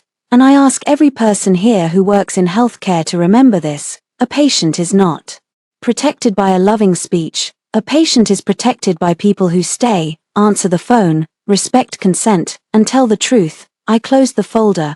Thank you to the staff who did. For one suspended second, no one clapped. Then Dr. Patel stood. She did not applaud loudly, just once, then again. Rachel stood next, Vivian, then another table. The applause spread carefully, uncertain at first, then firmer. I stepped away from the microphone. Daniel did not move. His face looked stripped. "Evelyn," he said. As I passed, I paused. "Not here," I said. "Then where?" "With lawyers." I walked down the stage steps slowly because pain still punished speed. The fact that I could not storm made it better. Every step was controlled, witnessed. Mine. Grace met me near the side exit. "Well," she said, "that was concise." I wanted to say more. "I know." Was it legally terrible? It was legally interesting. "Grace, it was fine. You disclosed your own records, not hers. You made value statements grounded in documented facts. Daniel may threaten defamation because men like him believe discomfort is injury. Let him." Before we reached the hallway, Clara appeared. She must have come through a side entrance. She wore a pale pink dress and fury poorly disguised as heartbreak. "You had no right," she said. I stopped. Grace stopped beside me. Clara's eyes were bright. "You made him look like a monster." "No," I said. "I described what he did. You left out everything I was going through, because it was my speech." Her mouth tightened. "You think because you had surgery, you own suffering," Grace said mildly. "Ms. Bennett." I would choose my next words carefully. Clara ignored her. "Daniel stayed with me because he loves me." There it was, in a hotel hallway under warm sconces and donor portraits. The sentence she had been circling for years. I felt Grace glance at me. I looked at Clara. "Then take him." Clara blinked. I meant it fully. Take the man who answers panic before partnership. Take the man who funds apartments and calls them compassion. Take the man who says "I am sorry" only when the cost reaches his own door. Take the man who can love two women badly and blame the wounded one for noticing. Clara's face shifted. That was not the victory she wanted. "You do not mean that," she said. "I do." Daniel appeared behind her. He must have heard. His eyes moved from Clara to me. "Is that what you think this is?" he asked, voice raw. "That I love her?" I looked at him, almost tired. "Daniel, I know. Longer need to define it for you. Answer me." "No." His face tightened. I said, "You spent years making me live with questions. You can keep this one." Clara turned toward him. "Daniel." He did not look at her. That was when I understood the shape of their bond. Clara wanted to be chosen. Daniel wanted to be needed. Neither of them had built a life beyond the performance of rescue. I had been the structure that made their drama possible. No more. A commotion rose behind us. Donors leaving the ballroom. Phones out. Whispered names. The foundation chair speaking urgently with two board members. Daniel looked toward the doors. His public world had started to move without his permission. "Do you know what you have done?" he asked me. "Yes, you may have cost me the St. Agnes contract." "No, Daniel, your conduct may have cost you the St. Agnes contract." He laughed once, bitterly. "You are enjoying this." I thought about that. Was I not the pain, not the humiliation, not the fact that strangers now knew my husband had abandoned me? But there was something fierce and clean in the air around me. It was not enjoyment, it was oxygen. I am surviving it, I said. You are confusing that with cruelty because you are used to me surviving quietly. He had no answer. Grace touched my elbow. Ready? I nodded as we left the hotel. My phone vibrated so many times it felt alive. Calls from Margaret, texts from Daniel, a voicemail from the foundation office, a message from Vivian. Vivian, I am proud of you. Also Mom is using the word unforgivable, which is rich. I laughed in the back of Grace's car, then cried without sound for 3 minutes. Grace handed me tissues and said nothing. When I got back to Nathan's house, Mara had left a plate of toast on the counter and a note. For after you burn down patriarchy, carbs. I ate one piece standing up. My phone buzzed. Daniel, you destroyed me tonight. I looked at the message, then I opened my medical portal. There, under profile settings, my preferred name had been updated. Evelyn Harper. Emergency contact, Nathan Harper. Authorized representative, none. I stared at that word none. It should have looked lonely. Instead, it looked clean. Daniel came to mediation wearing the suit from our engagement photos. I noticed because I had chosen it, navy wool, narrow lapels. The one that made his eyes look darker. He had worn it the night he proposed on the rooftop of a hotel in Back Bay. He had shaken when he opened the ring box. I had said yes before he finished asking. Now he sat across a conference table from me with the same suit and a different face. Grace sat on my right. Daniel's attorney, a grey-haired man named Paul Redding, sat beside him with the weary expression of someone who had already advised his client to stop texting and been ignored. The mediator, Helen Cho, opened with standard language about respect, confidentiality, and productive resolution. Daniel stared at me through all of it. I looked at the table not because I was afraid of him, because looking too long at someone you used to love can make the past start lying. Helen folded her hands. We are here to discuss the petition for divorce, temporary financial arrangements, property division, and any immediate concerns. Daniel leaned forward. My immediate concern is that my wife is making decisions while emotionally unstable. Grace's pen stopped. Helen's expression did not change. Mr. Whitmore, please be specific. Daniel looked at me. She had major surgery. She was on medication. Within days, she changed medical access, left our home, cut off household transfers, and filed for divorce. That is not stable decision-making. I felt the old reflex rise. Explain, prove, soften. Instead, I let Grace speak. My client was evaluated as alert and oriented when she changed her medical authorization. Grace said she had the right to do so. Her decision to file for divorce was made after counsel, documentation, and a pattern of marital misconduct. Daniel's jaw clenched. Pattern, that word again. Grace slid a binder forward. I almost smiled. Tabs. This binder includes relevant timelines, hospital documentation, financial records, and communications. Grace said. Paul Redding sighed softly. Daniel did not touch the binder. Evelyn, he said, can we talk like people, not legal exhibits? I looked at him. We tried talking like people. You called me dramatic. I was defensive. You left. I know. You missed calls. I know. You paid Clara's rent. His face tightened. That is not what it was. Grace opened the binder to the lease payments. Helen leaned forward. Daniel's attorney murmured. Daniel, he ignored him. Clara was unsafe in her old apartment. She had a stalker. I looked at him. That was new. Grace said. Do you have a police report? Daniel hesitated. Paul closed his eyes. She did not want to report it, Daniel said. Of course not, I said. He turned on me. Do not mock trauma. I am mocking the convenience of undocumented crises. Helen raised a hand. Let's keep language productive, Grace said. We have 18 months of recurring payments connected to MS, Bennett's housing, several medical invoices, and donor wing charges facilitated by Mr. Whitmore during my client's surgical admission.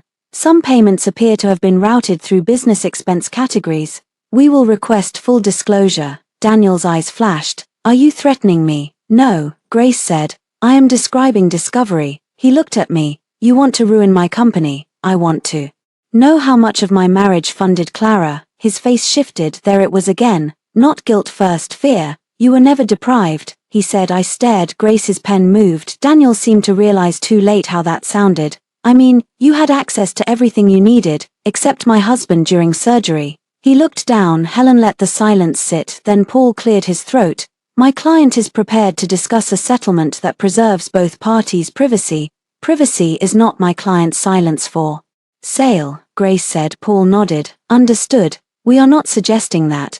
But a public dispute could harm both parties. I looked at him. How would it harm me? He paused. Public attention is stressful. I have already been publicly humiliated. At least now it is accurate. Daniel's eyes lifted. Helen redirected. Ms. Harper, what are your priorities? I had prepared for this. My separate property remains separate. The Harper Trust is untouched.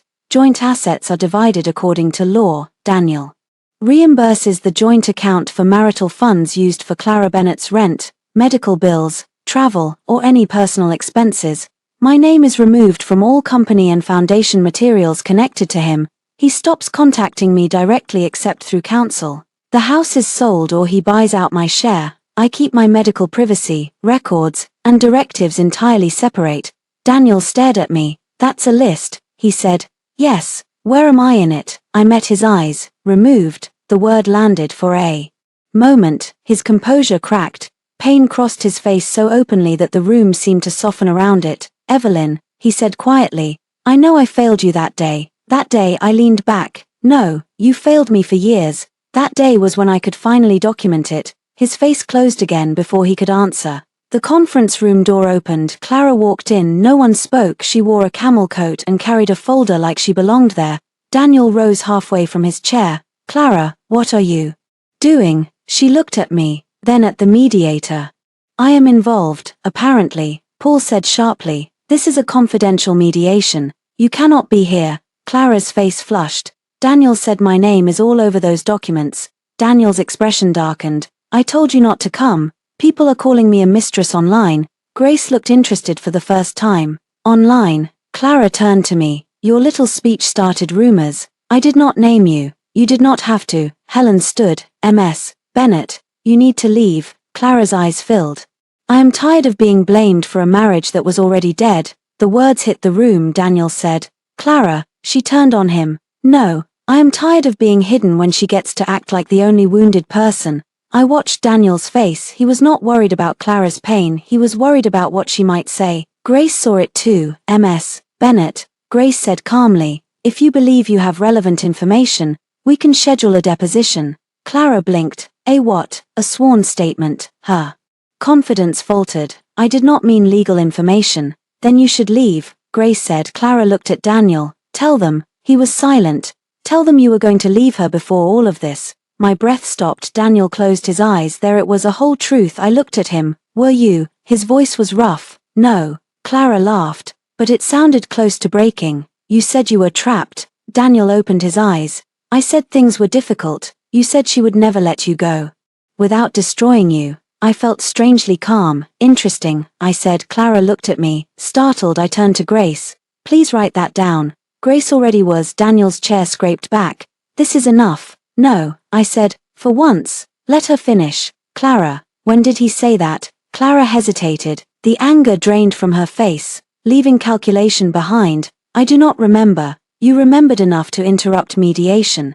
Paul stood. We are done for today, Grace said. Agreed, we will be requesting communications between Mr. Whitmore and Ms. Bennett referencing divorce, separation, financial support, and my client's medical admission. Daniel looked at Clara like she had set fire to his suit. Clara looked afraid. Good, not because I wanted her afraid, because for years she had moved through my marriage protected by vagueness, a fragile woman, an old friend, a special case, a person in need. Now she was becoming what she had always been, relevant. Helen ended the session as we gathered our documents. Daniel came around the table despite Paul's warning. Evelyn, wait. Grace stepped slightly forward. I said, it's fine. Daniel stopped a few feet away. I was angry when I said those things to Clara. Which things? His face tightened. About feeling trapped. I waited. I never planned to leave you. It should have comforted me. It did not, because now I understood. He had not stayed because he loved me well. He had stayed because I made his life work. I kept the house running, the money flowing, the image clean. I was not the woman he chose. I was the structure he did not want to lose. That is not the defense you think it is, I said. His eyes reddened. What do you want from me? The truth. But I will settle for disclosure. Evelyn, no direct contact, Grace said. Daniel ignored her. Please, just tell me if there is any way back. I looked at him in the suit from our engagement, standing in a law office with his mistress outside the door and my medical abandonment in a binder between us. No, his face folded. One word can be more final than a scream outside the building. Clara waited near the elevators. She looked at me as I approached. Are you happy now? She asked. I stopped. No, I said, but I am honest. She looked away. The elevator doors opened. I stepped inside with Grace. Just before they closed, Daniel appeared at the end of the hall for a second. Our eyes met, then the doors slid shut. This time, I was the one leaving and he was the one too late. The consequences did not arrive all at once. They came like hospital bills. First, St. Agnes Foundation issued a carefully worded statement about reviewing donor access procedures to ensure equitable patient care and privacy protections. Daniel called Grace within 15 minutes. Grace listened, said, "Send that in writing," and hung up. Then Whitmore Health Systems postponed its hospital network announcement. Not cancelled, postponed. Daniel understood postponement. It was a business word for bleeding.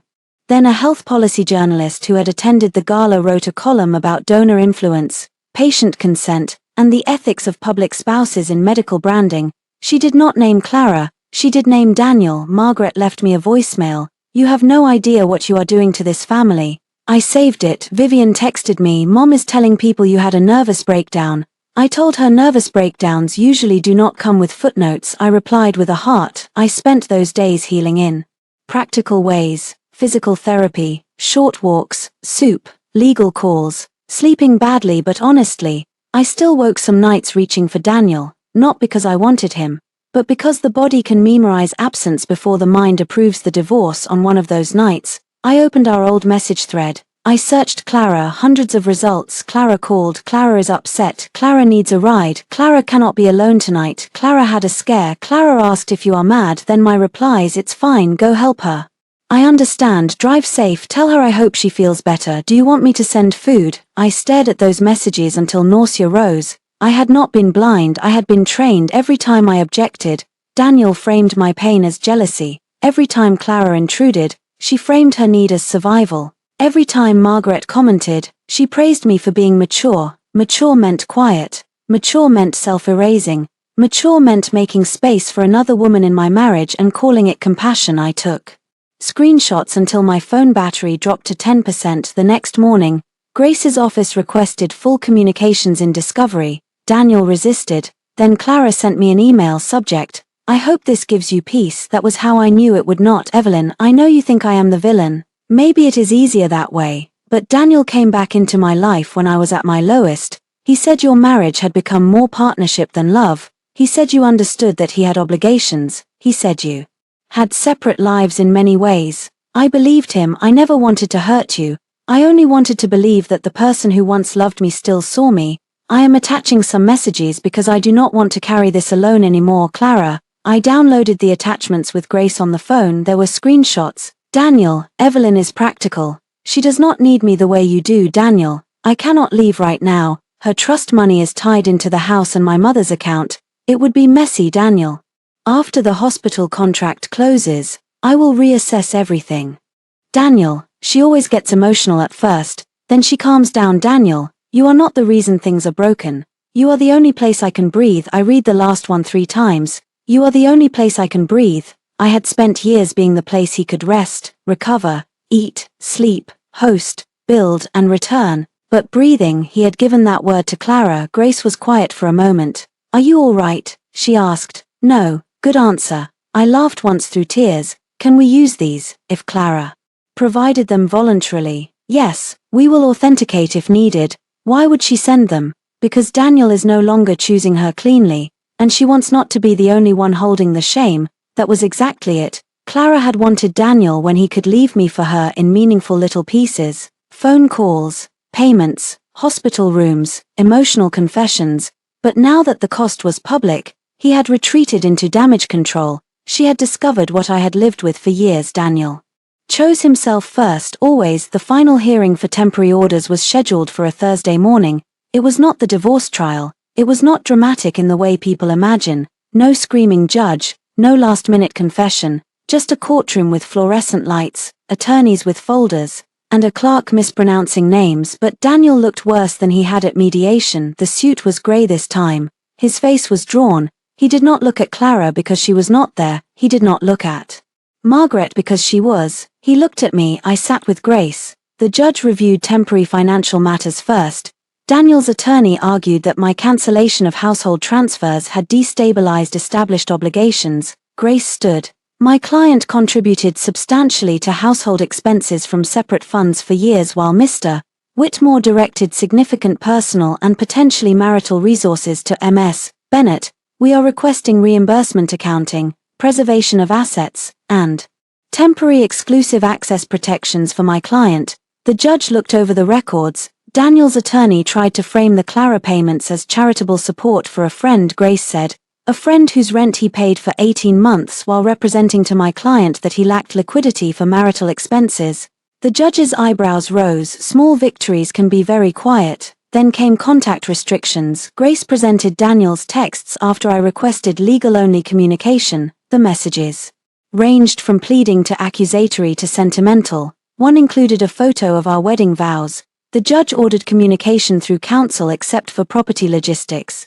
Daniel lowered his head afterward. In the hallway, Margaret approached me. Grace shifted closer, but I touched her arm. Margaret looked older than I had ever seen her, not softer, just older. You got what you wanted, she said. No, do not pretend this is not satisfying. I looked at her carefully. Margaret, I wanted my husband to stay in the hospital. That is what I wanted. Her mouth tightened. You always disliked Clara, she said. I disliked being told to make room for her. She is troubled. So was I. I was bleeding internally. Margaret looked away for a second. I thought something might break open in her. Some late recognition. Some maternal horror that her son had left his wife before surgery. Instead, she said, Daniel is under enormous pressure. And there it was. The family altar. Daniel's pressure.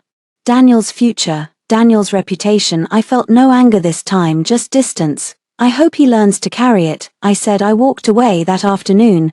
Daniel sent one message through his attorney. Daniel requests a private conversation before final settlement discussions. He believes there are emotional matters unresolved. Grace asked, do you want to respond? Yes, I wrote it myself. There are emotional matters unresolved. They will remain unresolved. Proceed with settlement. Grace read it and nodded.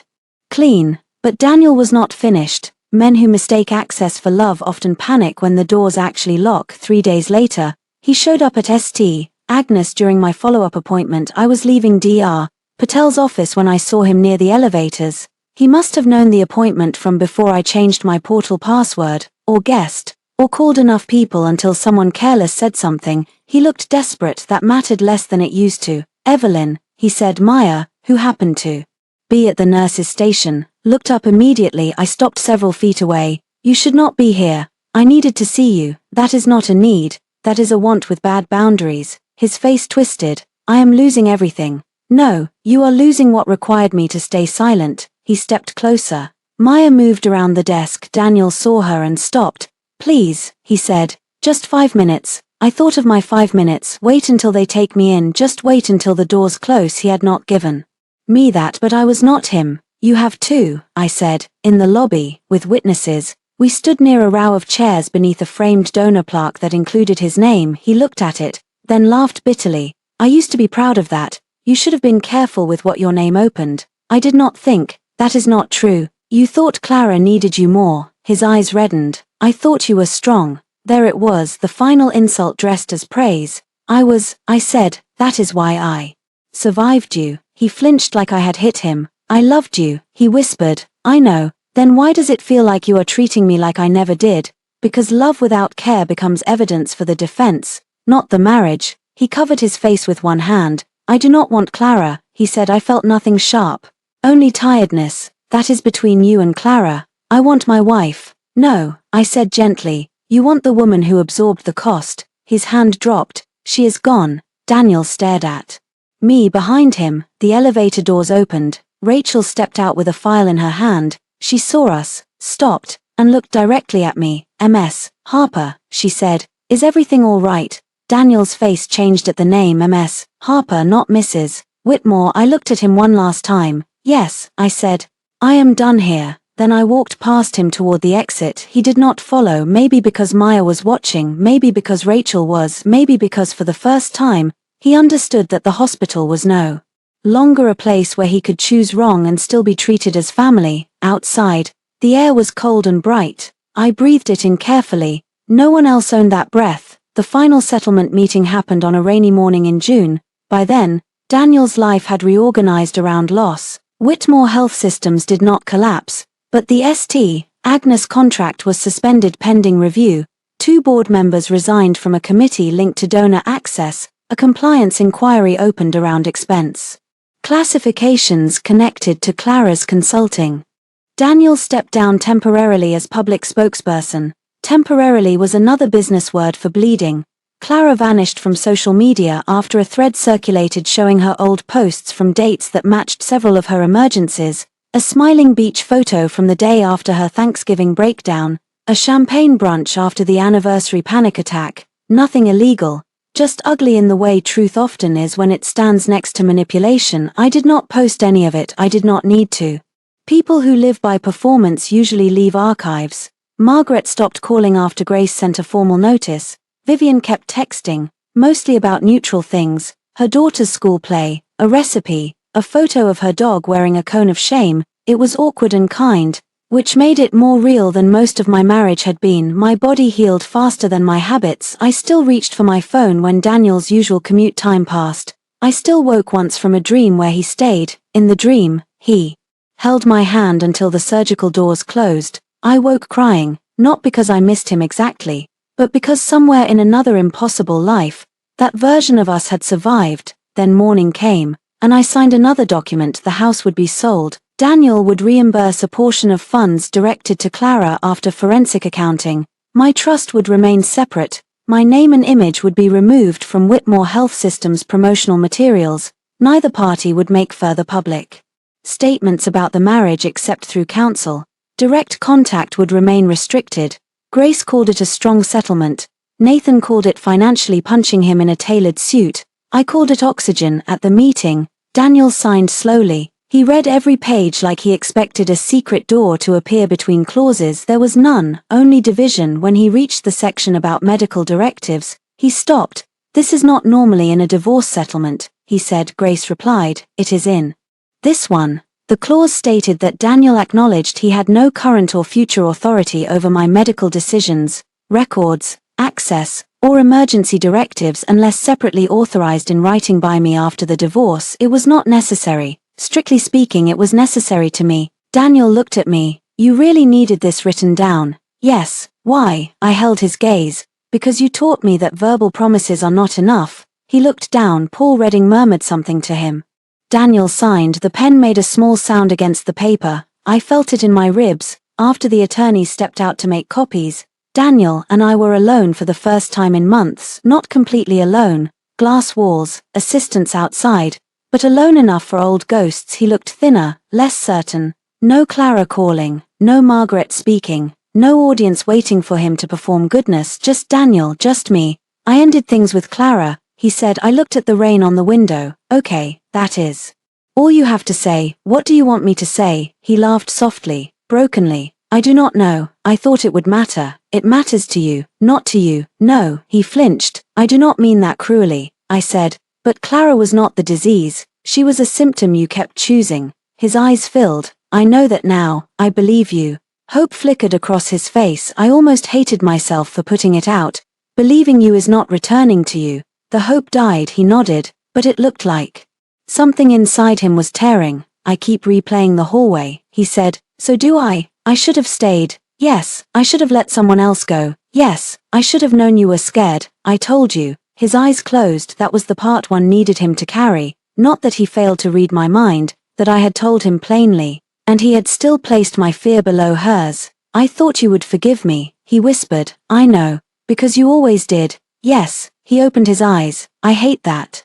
"Good." He looked startled. "You should hate that, not because it makes you the villain in a story, because it means you benefited from something that was hurting me." He swallowed hard. "Can I ask you one thing?" "You can ask." "Did you ever think about staying if I had come back sooner? If I had been there when you woke up?" The question moved through me slowly. Had I maybe, if he had been beside my bed with terror in his face and remorse in his hands, if he had sent Clara away, if he had said, "I chose wrong, and I will spend the rest of my life making sure you are never second again," if he had told the truth before evidence cornered him, maybe then I would have given him another piece of myself to break. That was not a comforting realization. "Yes," I said, his face crumpled. "But that woman had just survived surgery," I continued. "She was in pain. She still thought love meant giving you one more chance to become who you promised to be. I am responsible for protecting her now." Daniel covered his mouth. I looked at him and felt grief, clean and finite. "I am sorry," he said this time. There was no but, no request, no accusation, just the sentence. It arrived too late to change anything. "I know," I said. Grace returned with copies. We signed the remaining documents when it was over.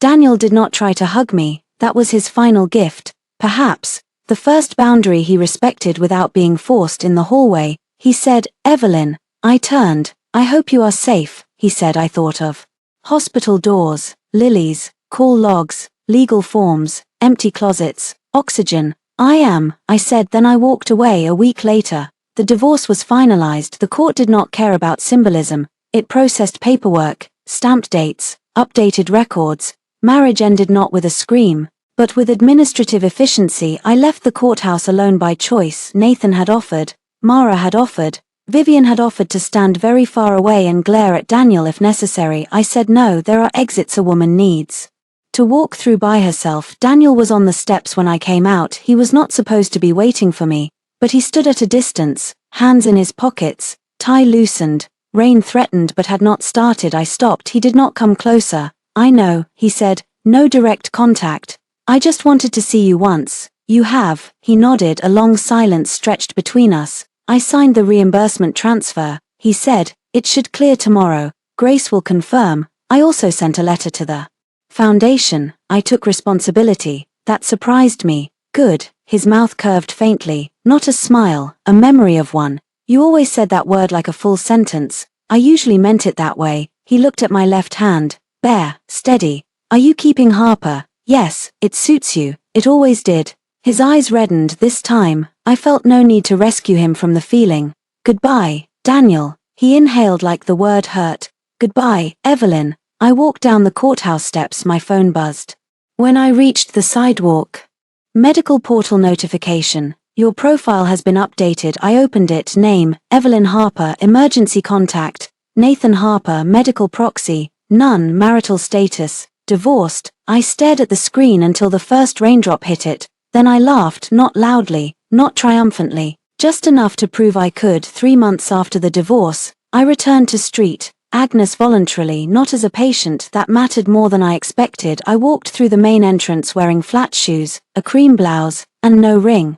The lobby smelled like coffee and disinfectant. People moved around me with flowers, clipboards, wheelchairs. Fear. Hospitals are full of people waiting for their lives to divide into before and after. Mine had divided here. Rachel met me near patient services. MS. "Harper, Rachel." She smiled. "You look well." "I am." It was mostly true. Healing had not made me shiny. I did not become a new woman in the cinematic way people like to imagine. I still had a scar. I still flinched at certain ringtones. I still disliked lilies so strongly that Mara removed them from a grocery store bouquet before bringing it into her house. But I slept through the night now. I ate breakfast without checking Daniel's calendar. I had moved into a small apartment with big windows and terrible water pressure. Every bill was in my name. Every key belonged to me. The first night there, I sat on the floor with takeout noodles and cried because no one was coming home late with an excuse. Then I cried harder. Because I was relieved. Rachel led me to a small conference room. The hospital had invited me to consult on a revised patient authorization initiative, independent from Whitmore Health Systems. At first, I almost refused. I thought returning would reopen something. Instead, it clarified. "This is the draft policy," Rachel said, sliding a folder toward me. "We strengthened emergency proxy verification, donor access separation, and documentation standards when a designated decision-maker leaves. Prior to a procedure." I read the pages. There were no names, no scandal, no revenge hidden in policy language, just better doors. "This is good," I said. "Your case helped identify gaps." My case, not my humiliation. Not my failed marriage, a case that changed procedure. I looked up. I am glad. After the meeting, I asked if Maya was working. She is, Rachel said. Surgical floor. I found Maya at the nurse's station, hair pulled back, sunflower badge still there. She looked up and smiled. Well, look who is walking upright. Mostly counts. I handed her a small paper bag. She opened it and laughed. Inside was a sunflower pin. For your badge, I said. Her face softened. You did not have to do that. I know, that is why I wanted to. She clipped it beside the sticker. How are you really? She asked. I thought about lying out of politeness. Then I remembered where politeness had gotten me. Better. Still angry sometimes. Anger is part of circulation. I laughed. Do they teach that in nursing school? No. Divorce forums. We stood in comfortable silence for a moment. Then she said, he came here once after everything. I did not ask who. Maya continued. He stood in the hallway near pre-op for a while. Did not bother anyone. Just stood there. I pictured Daniel in that hallway, too late. Finally staying. What did he do? I asked. Left. I nodded. Some endings are not punishment. They are symmetry. On my way out, I passed the West Wing corridor. The sign was discreet. Polished. Private. I stopped for a moment. The old Evelyn would have imagined Clara behind one of those doors. Daniel beside her. Both of them wrapped in urgency. She would have felt the pull to compare pain. Who had more? Who deserved him? Who was chosen? The new Evelyn understood that being chosen by someone who abandons you is not a prize. My phone rang. Nathan. Are you done? He asked. Yes. Do you need a ride? No. I drove. A pause. You drove to the hospital alone. I also parked between the lines. My God. Growth. I smiled. How are the girls? My daughters are currently arguing over whether a unicorn can be a legal witness. Can it? Depends on jurisdiction. I laughed as I stepped into the elevator. Nathan's voice softened. Proud of you, Eve. The doors closed. Me too, I said. It was the first time I said it without feeling embarrassed. In the parking garage, I saw Daniel. He was standing beside a black car 2 rows from mine, speaking to a man in a suit. For one strange second, the past tried to arrange itself around him. His profile, his hand gesture, the way he tilted his head when listening. Then he turned and saw me. The man beside him kept talking, but Daniel stopped hearing. I considered walking another way, then I did not. I walked toward my car. Daniel said something to the man, who nodded and left. He remained where he was, careful not to approach too quickly. Evelyn. Daniel. He looked different, not dramatically. Life rarely gives people visible moral transformations, but the Polish had dulled. His face was quieter. I did not know you would be here, he said. I am consulting with Street. Agnes. Yes. A flicker crossed his face. Pain, pride, regret, maybe all 3. That is good, he said. It is. He looked at the hospital entrance. I was here for a compliance meeting. I heard the review is still ongoing. It is. He gave a short laugh. My attorneys would prefer I say nothing else. Listen to them. His mouth curved briefly. I am learning to listen to women with legal pads. Late, but useful. The faint smile disappeared. A car passed slowly behind us, headlights sweeping across the concrete. Daniel looked at my face like he was memorizing something he no longer had permission to keep. You look well, he said. I am glad. I believed him. That did not change anything. He swallowed. Clara moved to Seattle. I said nothing. I am not telling you because I think it matters. He stopped. I do not know why I said that, because you are used to making her part of our conversations. The truth of it hit him. He nodded slowly. Yes, I unlocked my car. Evelyn. I paused. I know I already apologized, but I need to say something without asking for anything. I waited. He took a breath. You were right, about the hallway, about the money, about Clara, about me needing to be needed. I told myself you were strong because it made it easier to leave you alone. I told myself you understood because asking whether you were hurt would have required me to stop. I used your forgiveness before you gave it. I am sorry. The garage hummed around us for once. His apology had no hook, no please, no come home, no fix this, no do not embarrass me, just ownership. It arrived in a place where it could no longer purchase access. Thank you, I said. His eyes filled, but he nodded. I opened my car door. Are you happy? He asked. I thought about my apartment, my terrible shower, my morning coffee in a chipped mug, my consulting work, my scar, my quiet, my name on my own medical file. My future, frightening and spacious. Not every minute, I said. But I am free every minute. He closed his eyes briefly when he opened them. He said, "That sounds better." "It is." I got into my car. He did not stop me as I drove out of the garage. I saw him in the rearview mirror, standing under fluorescent lights, getting smaller with each turn. Outside, Boston was bright after rain. The streets shone. People hurried through crosswalks with coffee cups and phones and lives no one else could see. At a red light, I opened my glove compartment and took out the envelope I had carried since leaving the courthouse. Inside was my wedding ring. I had not known what to do with it. Selling it felt too small. Keeping it felt too heavy. Throwing it away felt theatrical in a way Daniel might understand too easily. So I drove to the river. I parked near the walkway and sat for a while with the windows down. The air smelled like wet stone and spring leaves. Runners passed. A dog barked at a goose. With more confidence than strategy, I took the ring from the envelope. It was still beautiful. That was important to admit. Beautiful things can be part of terrible stories. That does not make the beauty false. It makes the story complicated. Daniel had loved me in ways. I had loved him fully. Our marriage had contained laughter, pancakes, road trips, fever medicine, shared jokes, and quiet Sunday mornings. It had also contained neglect, emotional betrayal, financial deception, and a hospital hallway where he chose another woman while I waited to be cut open. Both were true, only one was survivable. I did not throw the ring into the river. I placed it back in the envelope and walked to a small jewelry repair shop 2 blocks away. An older woman behind the counter looked up from a magnifying lens. "Can I help you? I want to reset this." She opened the envelope and examined the ring. "Into another ring." "No, what are you thinking?" I touched the thin scar near my wrist where the bruise had faded. "A pendant, something simple." She nodded. "For yourself." I smiled. "Yes." It took 3 weeks when I picked it up. The diamond looked different, freed from the band. It no longer announced a promise someone else had broken.